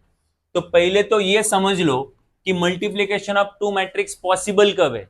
मतलब आप जरूरी नहीं कि दो मैट्रिक्स है तो उनको मल्टीप्लाई ही कर सकते, नंबर जैसा नहीं है। 2 और 3 कोई भी दो नंबर दे दो, कोई भी दो रियल नंबर लिए तो उनको मल्टीप्लीकेशन पॉसिबल ही है ना। 10 2 20। अब तुमको टेबल नहीं आता तो तुमको नहीं आता होगा, बराबर है, पर जिसको अकल है वो तो 10 और 2 को मल्टीप्लाई कर लेगा ना। तो जैसे किसी भी दो रियल नंबर को मल्टीप्लाई कर ही सकते हैं, वैसे किसी भी दो मैट्रिक्स को मल्टीप्लाई कर सकते हैं, ऐसा ट्रू नहीं है। दो मैट्रिक्स एक पर्टिकुलर कंडीशन सेटिस्फाई करनी चाहिए, तभी वो क्या हो सकते हैं, multiply. And what is that condition? तो कंडीशन ये है कि if number of columns, very specific condition, when number of columns in first row नहीं सॉरी फर्स्ट मैट्रिक्स, वापस से, number of columns in first matrix is equal to number of rows in second matrix, only then multiplication is possible, only then multiplication is possible. सो वापस से ध्यान दो, अभी generally हमें रो पहला देखने की आदत है, तो यहां पे ऐसा नहीं है। पहले मैट्रिक्स का क्या बोला है मैंने? तुम बोलोगे पहला मैट्रिक्स और दूसरा मैट्रिक्स ये क्या चीज है? अगर तुमको a इंटू बी करने बोला तो a is first matrix, b is, but अगर आपको b इंटू ए करने बोला तो b would be first matrix and a would be right. Okay, so जो भी ऑर्डर में पहला लिखा है उसमें जितने कॉलम्स है, नंबर ऑफ कॉलम्स ना, तो पहले मैट्रिक्स में जितने भी उतने दूसरे मैट्रिक्स में रोज होने चाहिए। पहले मैट्रिक्स में जितने उतने दूसरे में रोज होने चाहिए। अगर ये कंडीशन सेटिस्फाई हुई तो ही आप लोग दो मैट्रिक्स को क्या कर सकते हैं? Multiply, right. एग्जांपल के तौर पे सपोज पहला मैट्रिक्स है और उसका ऑर्डर है p बाई एम, राइट, तो उसमें कितने कॉलम हुए? m कॉलम हुए, राइट। और जो दूसरा मैट्रिक्स है मान लो उसकी ऑर्डर हुई m बाई क्यू, तो इसमें नंबर ऑफ कॉलम कितने हैं? m, और इसमें नंबर ऑफ रो कितना है? तो देखो दोनों के नंबर ऑफ कॉलम और नंबर ऑफ रो मैच कर रहे हैं, यस, तो a और b क्या रहेगा? पॉसिबल। तो अब a और b क्या है? पॉसिबल है। अरे समझेगी नहीं क्या बोल रहा हूं? और जब a और b जो है वो जब मल्टीप्लाई होगा, a और b जब मल्टीप्लाई होगा तो जो आंसर आएगा वो क्या रहे? वो जो आंसर आएगा उसका ऑर्डर क्या रहेगा? याद करो, उसका ऑर्डर क्या रहेगा? हाँ, शाबाश। तो ये जो इधर का नंबर ऑफ कॉलम छोड़ दो, इधर का नंबर ऑफ रो छोड़ दो, बचा कौन इधर? p, और तो जो आंसर आएगा उसका ऑर्डर रहेगा p बाई क्यू। 11 के कंसेप्ट याद करो। अब जिन लोगों को भी समझाने मैंने क्या लिखा, वो लोग क्योंकि आपने 11 ढंग से नहीं पढ़ा होगा, तो फिर आपको मैं एग्जांपल देता हूं, वहां से आप लोग समझ जाओ इसको मैं क्या बोल रहा हूं। तो सपोज मैंने एक एग्जांपल दिया तुमको, लेट्स से 2 3 5 6 2 1, और दूसरा मैट्रिक्स है 3 3 2 2 1 5 6 2 0, ठीक है। तो अब मुझे बताओ कितनी रो है? यहाँ पे 2। कितनी कॉलम है? सो 2 रो 3 कॉलम। और इधर कितनी रो है और कितनी कॉलम है? सो 3 बाई 3, राइट। अब चेक करो मल्टीप्लीकेशन पॉसिबल है क्या? सो बोलो इधर कितने कॉलम है और इधर कितने रो है? तो जितने पहले में कॉलम है उतने ही दूसरे में रो होने चाहिए, तो ही मल्टीप्लीकेशन पॉसिबल है। तो यहां पे मल्टीप्लीकेशन क्या है? पॉसिबल है। अब आगे सुनना, अब जब मैं मल्टीप्लाई करूंगा तो जो आंसर आएगा, जो मैट्रिक्स आएगा, उस मैट्रिक्स का ऑर्डर रहेगा, इधर क्या बचा? 2, और इधर क्या बचा? तो उस मैट्रिक्स का ऑर्डर 2 बाई 3 रहेगा। कैसे? मल्टीप्लाई करके देखते हैं और उसके बाद बात करते हैं। तो अब मल्टीप्लीकेशन का जो ऑपरेशन है, जिन्होंने भी इसके पहले मल्टीप्लीकेशन नहीं किया या जो लोग भूल गए, वो लोग अच्छे से देख लेना। तो a into B, addition subtraction easy है। क्यों? क्योंकि उसमें करस्पॉन्डिंग एलिमेंट ऐड होते हैं या करस्पॉन्डिंग एलिमेंट सब्ट्रैक्ट होते हैं, समझने में उसमें कुछ प्रॉब्लम नहीं है। मल्टीप्लीकेशन में ऐसा नहीं होता। मल्टीप्लीकेशन में क्या होता है देख लो। अब यहाँ पे जो पहला मैट्रिक्स है उसका हम लोग रो देखते हैं, और रो इसके हर कॉलम से क्या होता है? मल्टीप्लाई। इसमें है कितने रो? C1 C2 C3। तो इसका जो फर्स्ट रो है वो पहले इसके फर्स्ट कॉलम से मल्टीप्लाई होगा, फिर इसका जो फर्स्ट रो है फिर इसके सेकेंड कॉलम से मल्टीप्लाई होगा, और जो फर्स्ट रो है फिर इसके राइट। तो एक एक करके हर रो हर कॉलम से क्या होगा? हाँ। सो फिर जब पहला रो का ये ऑपरेशन कंप्लीट होगा फिर वही चीज की जाएगी किसके साथ? सेकेंड रो के साथ। बट फिर ये एक एक करके समझते, पूरा एक साथ बोलूंगा समझ में नहीं आएगा। तो चलो, फर्स्ट रो फर्स्ट कॉलम कैसे होता है ये ऑपरेशन देख लो। तो इसका फर्स्ट रो फर्स्ट कॉलम को देख लो, पहले देख लिया। तो करस्पॉन्डिंग एलिमेंट को मल्टीप्लाई करो, तो बोलो 2 और ये कौन है? 3, तो 2 3 जा, बीच में कंपलसरी प्लस, फिर ये 3 और ये 2, 3 टू जा कंपल्सरी, फिर ये 5, इसका तीसरा और इसका भी, बट रो रो से मल्टीप्लाई नहीं हो रहा है, रो कॉलम से मल्टीप्लाई हो रहा है। समझ में आ रहा है क्या? सो इसका तीसरा एलिमेंट 5 है और इसका क्या है, तो 5 6 का 30। तो ये हुआ first row first column, first row, और फर्स्ट रो ने मल्टीप्लाई किया है तो लिखेंगे भी फर्स्ट रो में ही। अब मुझे बताओ यहां का कॉलम खत्म हुए हैं क्या? अभी तो खाली पहला ही कॉलम खत्म हुआ है, अब दूसरा कॉलम बाकी है, तो ये मल्टीप्लीकेशन और आगे बढ़ेगा। अब दोबारा से फर्स्ट रो, बट कॉलम कौन सा रहेगा, सेकेंड कॉलम रहेगा इस बार। तो फर्स्ट रो राइट, तो 2 इंटू 3, 3 वन जा, और फिर 5 इंटू 2, रुकना नहीं है जब तक इधर के कॉलम खत्म नहीं होते।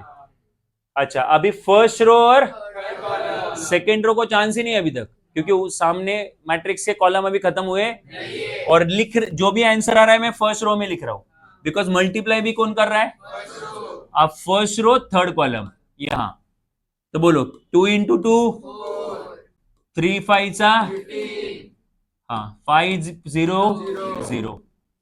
तो ये हो गया first row first column, first row first row. अब फोर्थ कॉलम है क्या? होता तो फर्स्ट रो फोर्थ कॉलम यहां लिखता, बट नहीं है। अब क्या होगा, सेकेंड रो राइट, तो सेकेंड रो फर्स्ट कॉलम, बोलो 6 3 जा, सेकेंड रो अभी, हाँ 2 2 टू जा 4, प्लस 1 इंटू 6 6। अब सेकेंड रो सेकेंड कॉलम, 6 3 जा, 2 1 जा, 1 इंटू 2, अब सेकेंड रो, सो 6 2 जा 12, 2 5 जा 10, और 1 इंटू 0।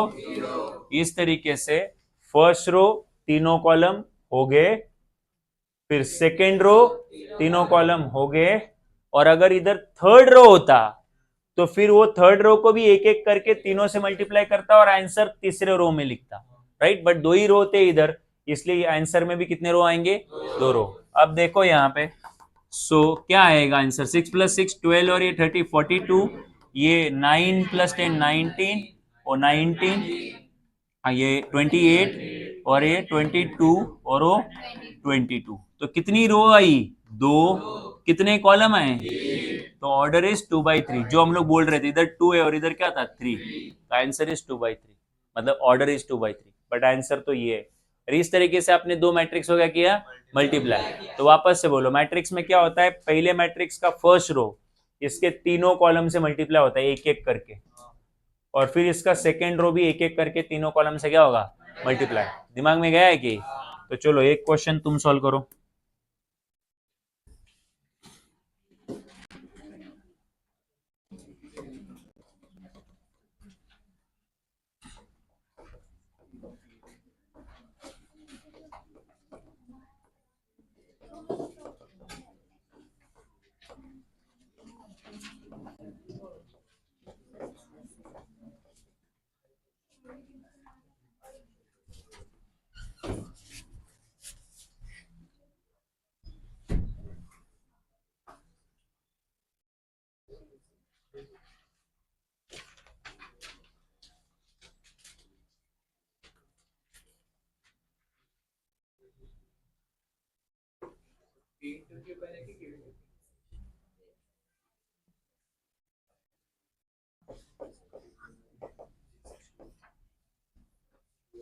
P into Q.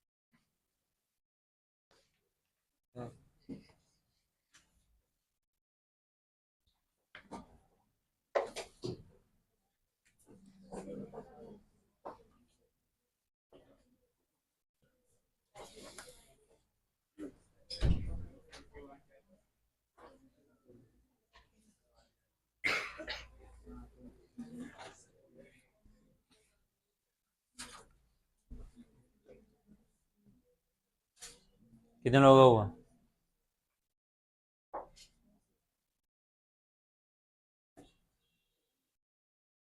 बाकी लोग क्या 2 2 सा 4 नहीं आता? ऐसा हाथ गिनने का, फिंगर्स 1 2।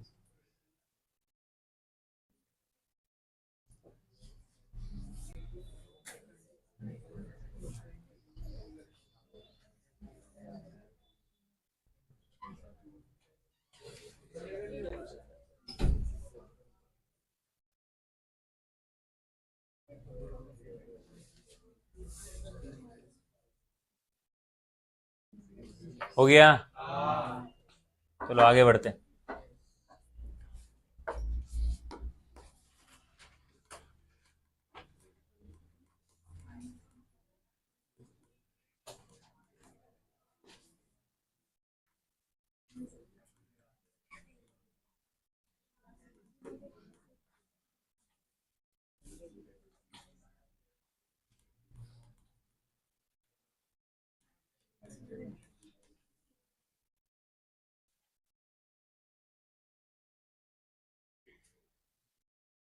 सो मल्टीप्लीकेशन क्लियर है आपको ये?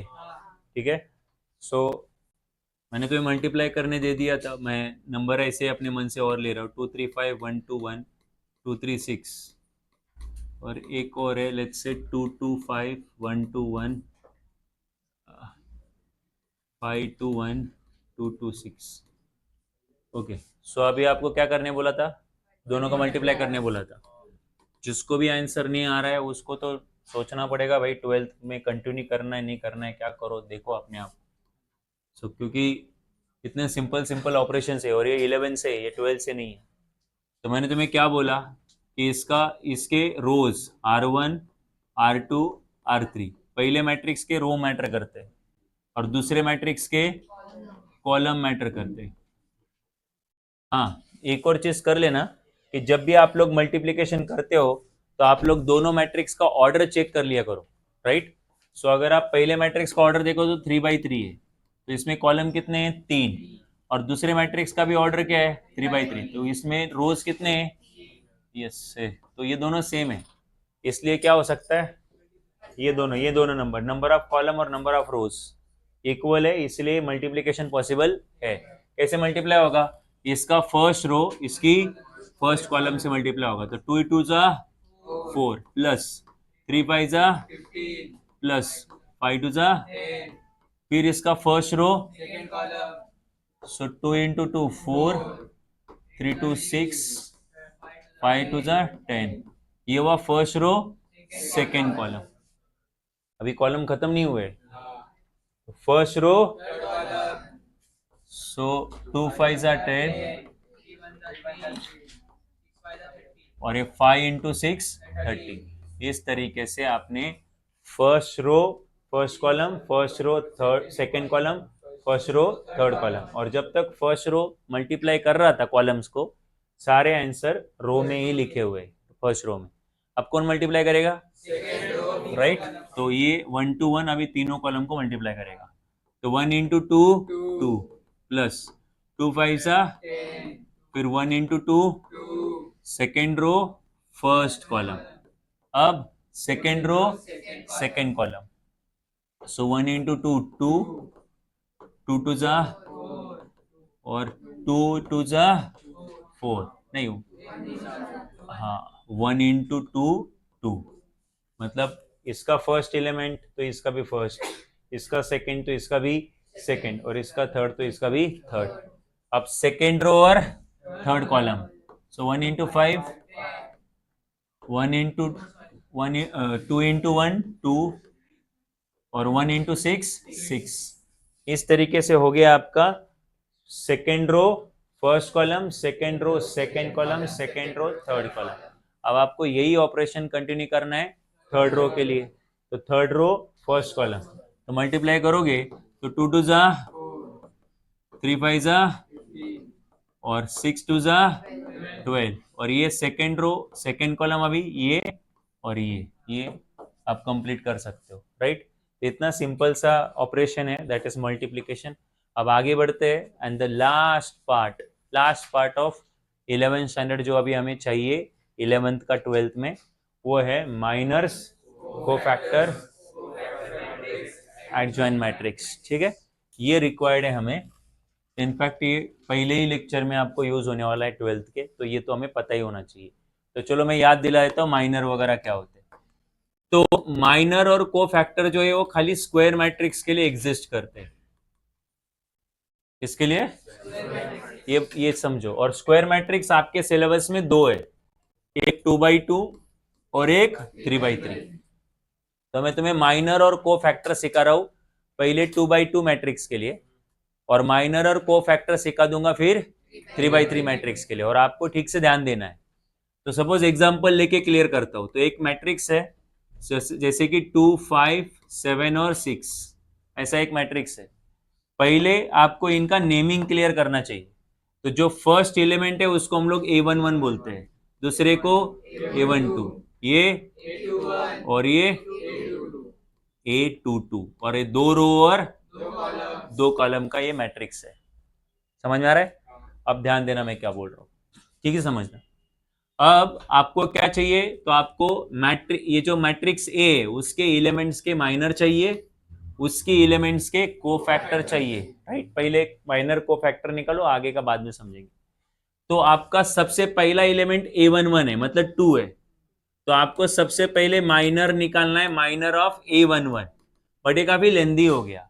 तो माइनर ऑफ A11 को सिंपली हम लोग लिखते हैं M11 से।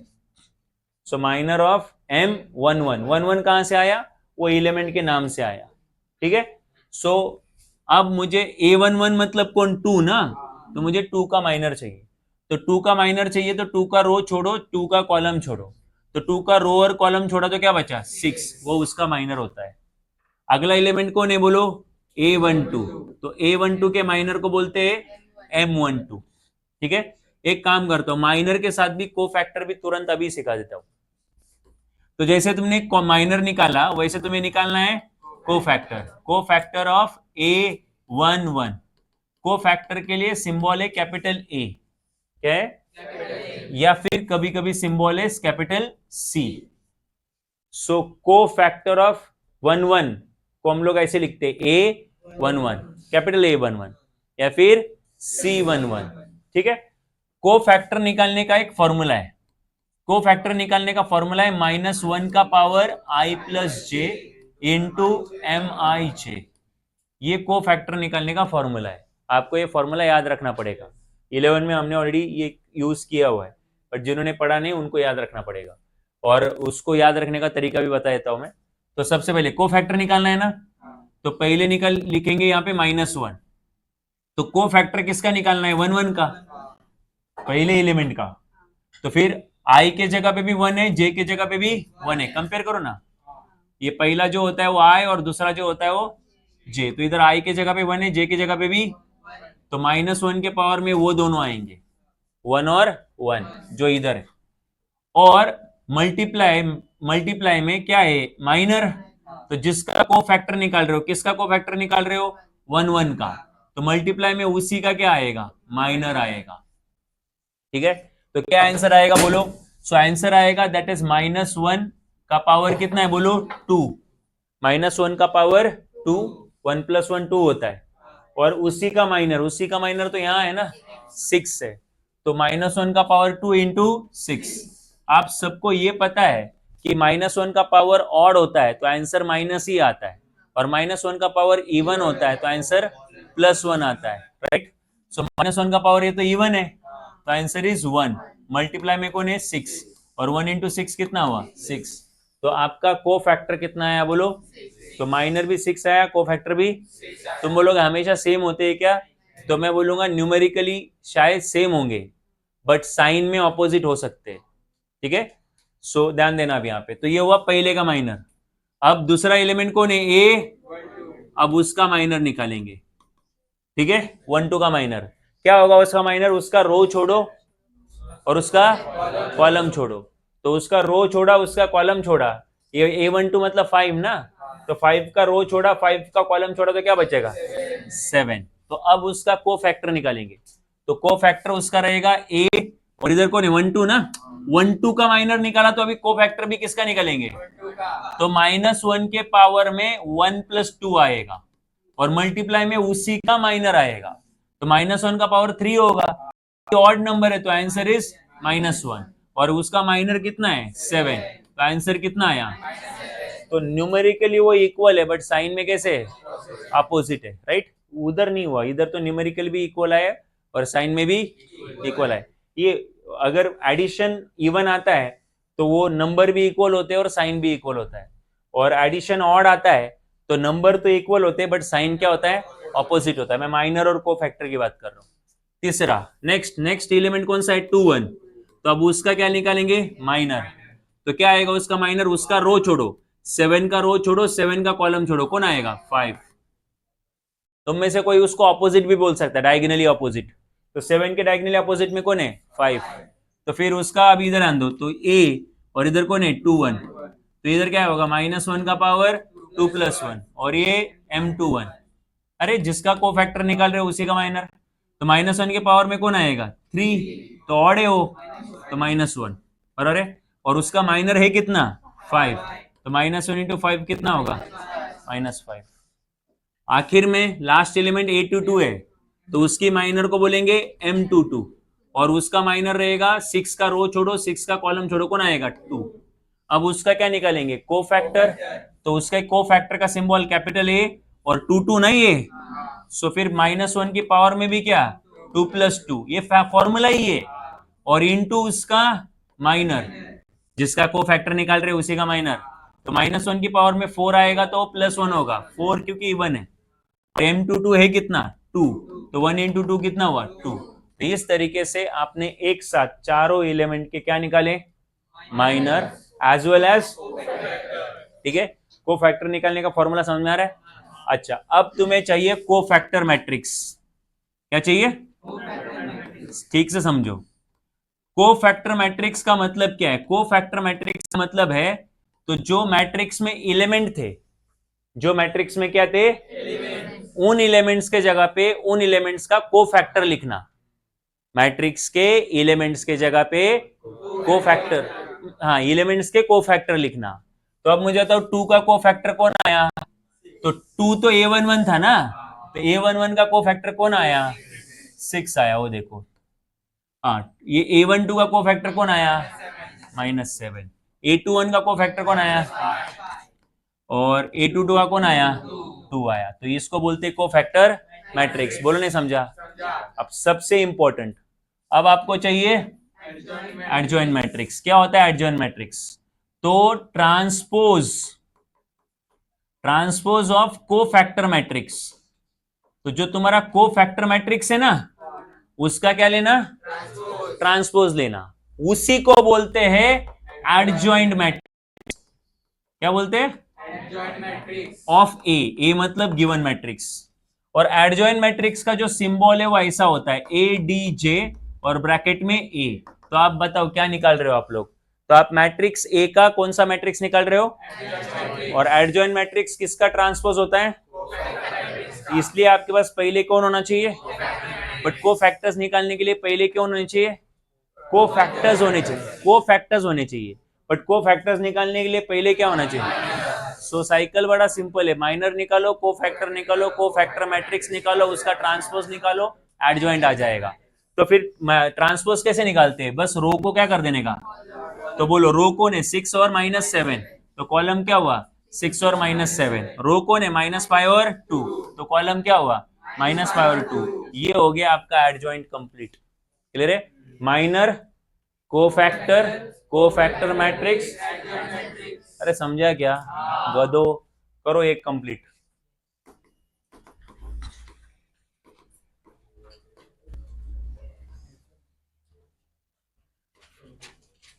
सेम सब कुछ इसके लिए कंप्लीट करो। जिसको नहीं आ रहा है वो डाउट पूछो।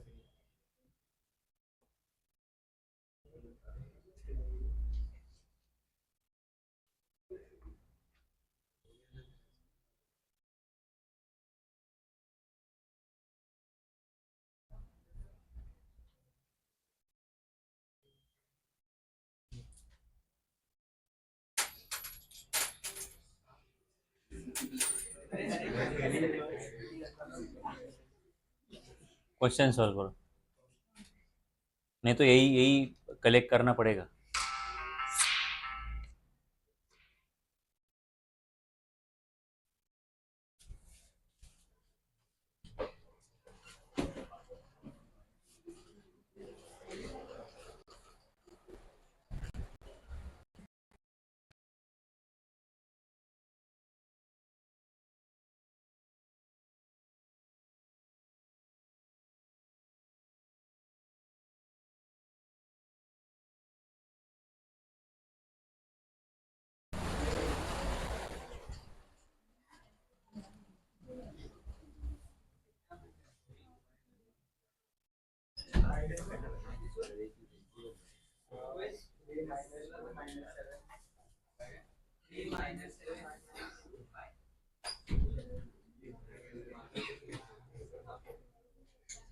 मैडम पहले सॉल्व करना था, बाद में लिखना था। सॉल्व किया कौन सा वाला? ये वाला मेरा लिख रही है।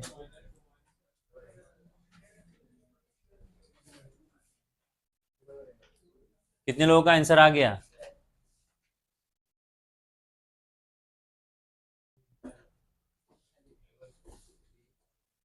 माइनर को फैक्टर्स में नहीं आ रहे।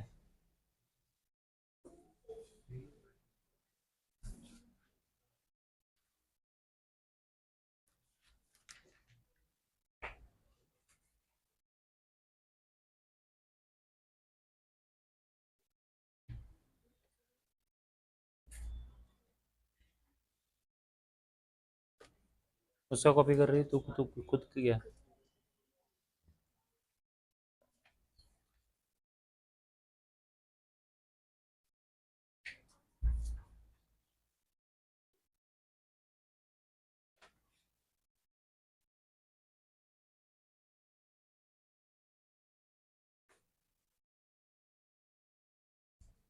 ठीक है, तो ये हो गया माइनस कोफैक्टर्स, बट ये किसके लिए? 2/2 के लिए। ठीक है, अब यही प्रोसेस करेंगे 3/3 के लिए, और 3/3 के क्वेश्चन ज्यादा आते हैं एग्जाम में। सो मैं एक साथ ही माइनर कोफैक्टर सिखाने वाला हूं, तो तुमको ध्यान देना है यहाँ पे। सो अभी 3/3 मैट्रिक्स का माइनर और 3/3 मैट्रिक्स का कोफैक्टर। तो सपोज मेरे पास एक मैट्रिक्स है 3 2 5 2 2 3 1 2 5 सपोज, राइट। पहले तो आपको इनका नेमिंग आइडेंटिफाई कर लो। तो लेट्स से ये जो मैट्रिक्स है इसको हम लोग, सर ये एलिमेंट को बोलेंगे A11 A12। अगर आपको ऐसा नेमिंग आपने नहीं किया तो आप लोग माइनर को और कोफैक्टर को नाम कैसे दोगे? और आई और जे पता चाहिए ना आपको। सो इसको बोलेंगे A21 A22 A23 A31 A32 और A33। सो टोटल 9 एलिमेंट्स है, तो 9 माइनर्स निकलेंगे और 9 कोफैक्टर निकलेंगे, राइट। सो मैं एक साथ कोफैक्टर और माइनर का मेरा कैलकुलेशन एक साथ चलेगा। तो ध्यान दो, सबसे पहले माइनर निकालूंगा M11 का, है ना, 11 है ना, A11 तो उसका माइनर, तो उसका माइनर तो M11 मतलब कौन है? 3। तो माइनर कैसे निकालते हैं? उसका रो छोड़ते हैं, उसका कॉलम छोड़ते हैं। तो पिछली बार रो और कॉलम छोड़ने के बाद एक ही एलिमेंट बचता था, इसलिए माइनर तुरंत आता था।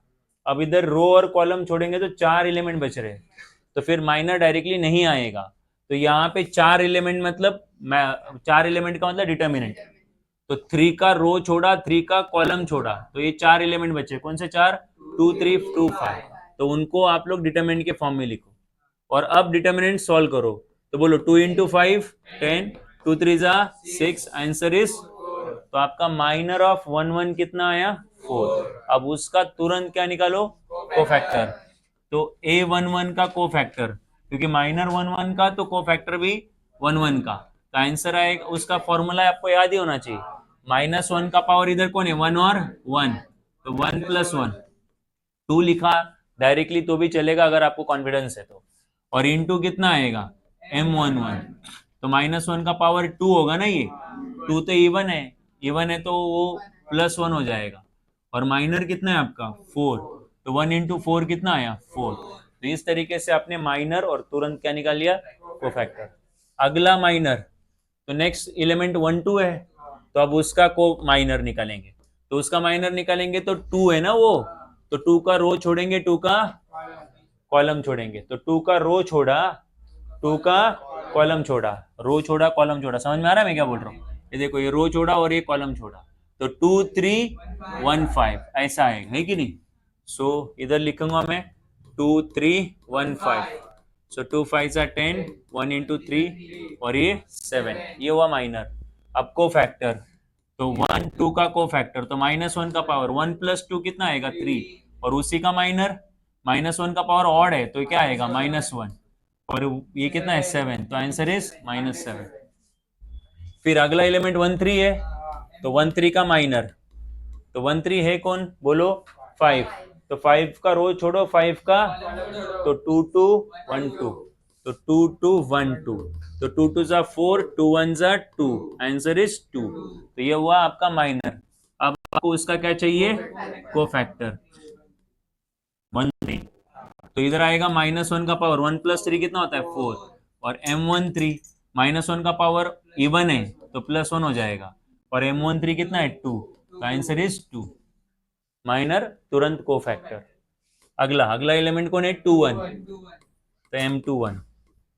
तो अभी इस 2 का क्या छोड़ो रो और 2 का कॉलम, तो 2 का रो छोड़ा और 2 का कॉलम छोड़ा, तो क्या बचेगा 2 5 2 5, राइट? सो 2 5 2 5, सो 2 5 जा 10, 2 5 जा कितना आएगा 0। तो अब उसका को फैक्टर, तो A21 -1 का पावर 2 + 1 कितना होता है 3, और M21, तो -1 का पावर ऑड है तो -1 ही आएगा, बट माइनर आपका 0 है, और 0 मल्टीप्लाई एनीथिंग इज। फिर अगला एलिमेंट 2 2,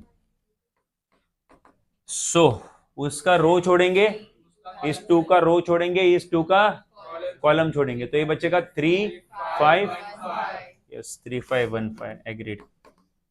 सो 3 5 जा 15, 1 into 5 5, आंसर आएगा 10। और तुरंत उसका हाँ -1 का पावर 2 + 2 4, और ये M22 -1 का पावर 4 वह +1 हो जाएगा, और ये 10 10 हो जाएगा। अगला एलिमेंट M23, ठीक है? सो M23 ये वाला ना एलिमेंट, अगला एलिमेंट 3, तो 3 का रो छोड़ा 3 का, तो 3 2 1 2, 3 2 1 2, तो 3 2 जा 6, 1 2 जा 2, आंसर इज 4। अब उसका को फैक्टर -1 का पावर 2 + 3, और ये M23, तो -1 का पावर 5 5 ऑड है तो माइनस ही आएगा, और ये 4 -4। अगला अगला एलिमेंट कौन है 3 1 है, तो उसका माइनर रहेगा M31। चलिए तो इधर कर लेता हूं, बोलो अगला एलिमेंट M31 उसका माइनर, तो बोलो 3 1 का रो छोड़ा उसका कॉलम छोड़ा, तो 2 5 2 3, 2 5 2 3, तो 2 3 जा 6, 2 5 जा 10, आंसर इज -4, ठीक है? और तुरंत उसका को फैक्टर भी निकालो, तो 3 1 है तो इधर आएगा A31, और -1 का पावर 3 + 1 ना कितना आएगा 4, और बाजू में ये उसका माइनर M31। तो अब मुझे बता -1 का पावर 4 कितना आएगा +1 ही आएगा, क्योंकि वो इवन है, और M31 कितना है, सो फाइनल आंसर इज -4, ठीक है?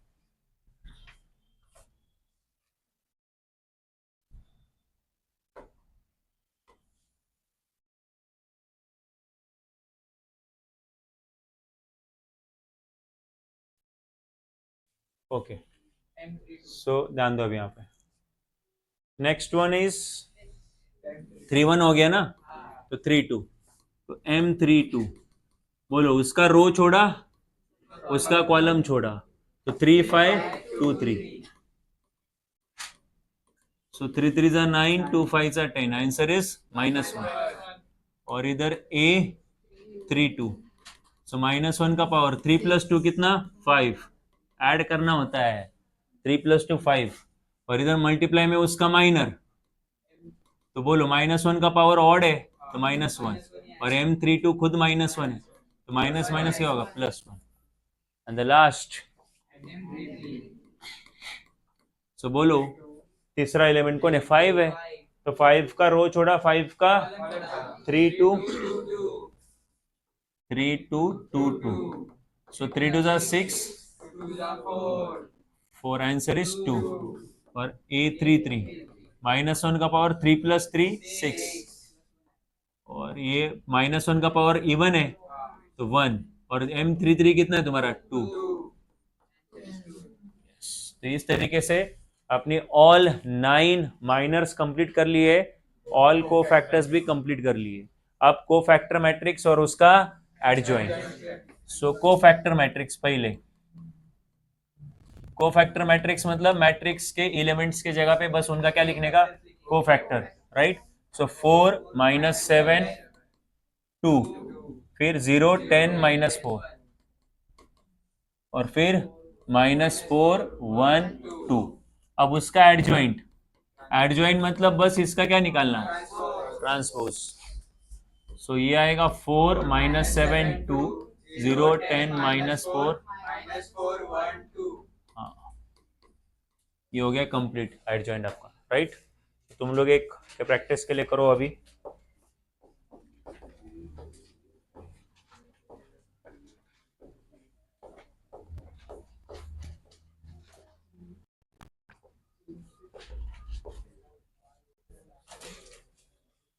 सो ये जो मैट्रिक्स है, इस मैट्रिक्स का आपको माइनर कोफैक्टर मैट्रिक्स और एडजॉइंट वो सब निकालना है।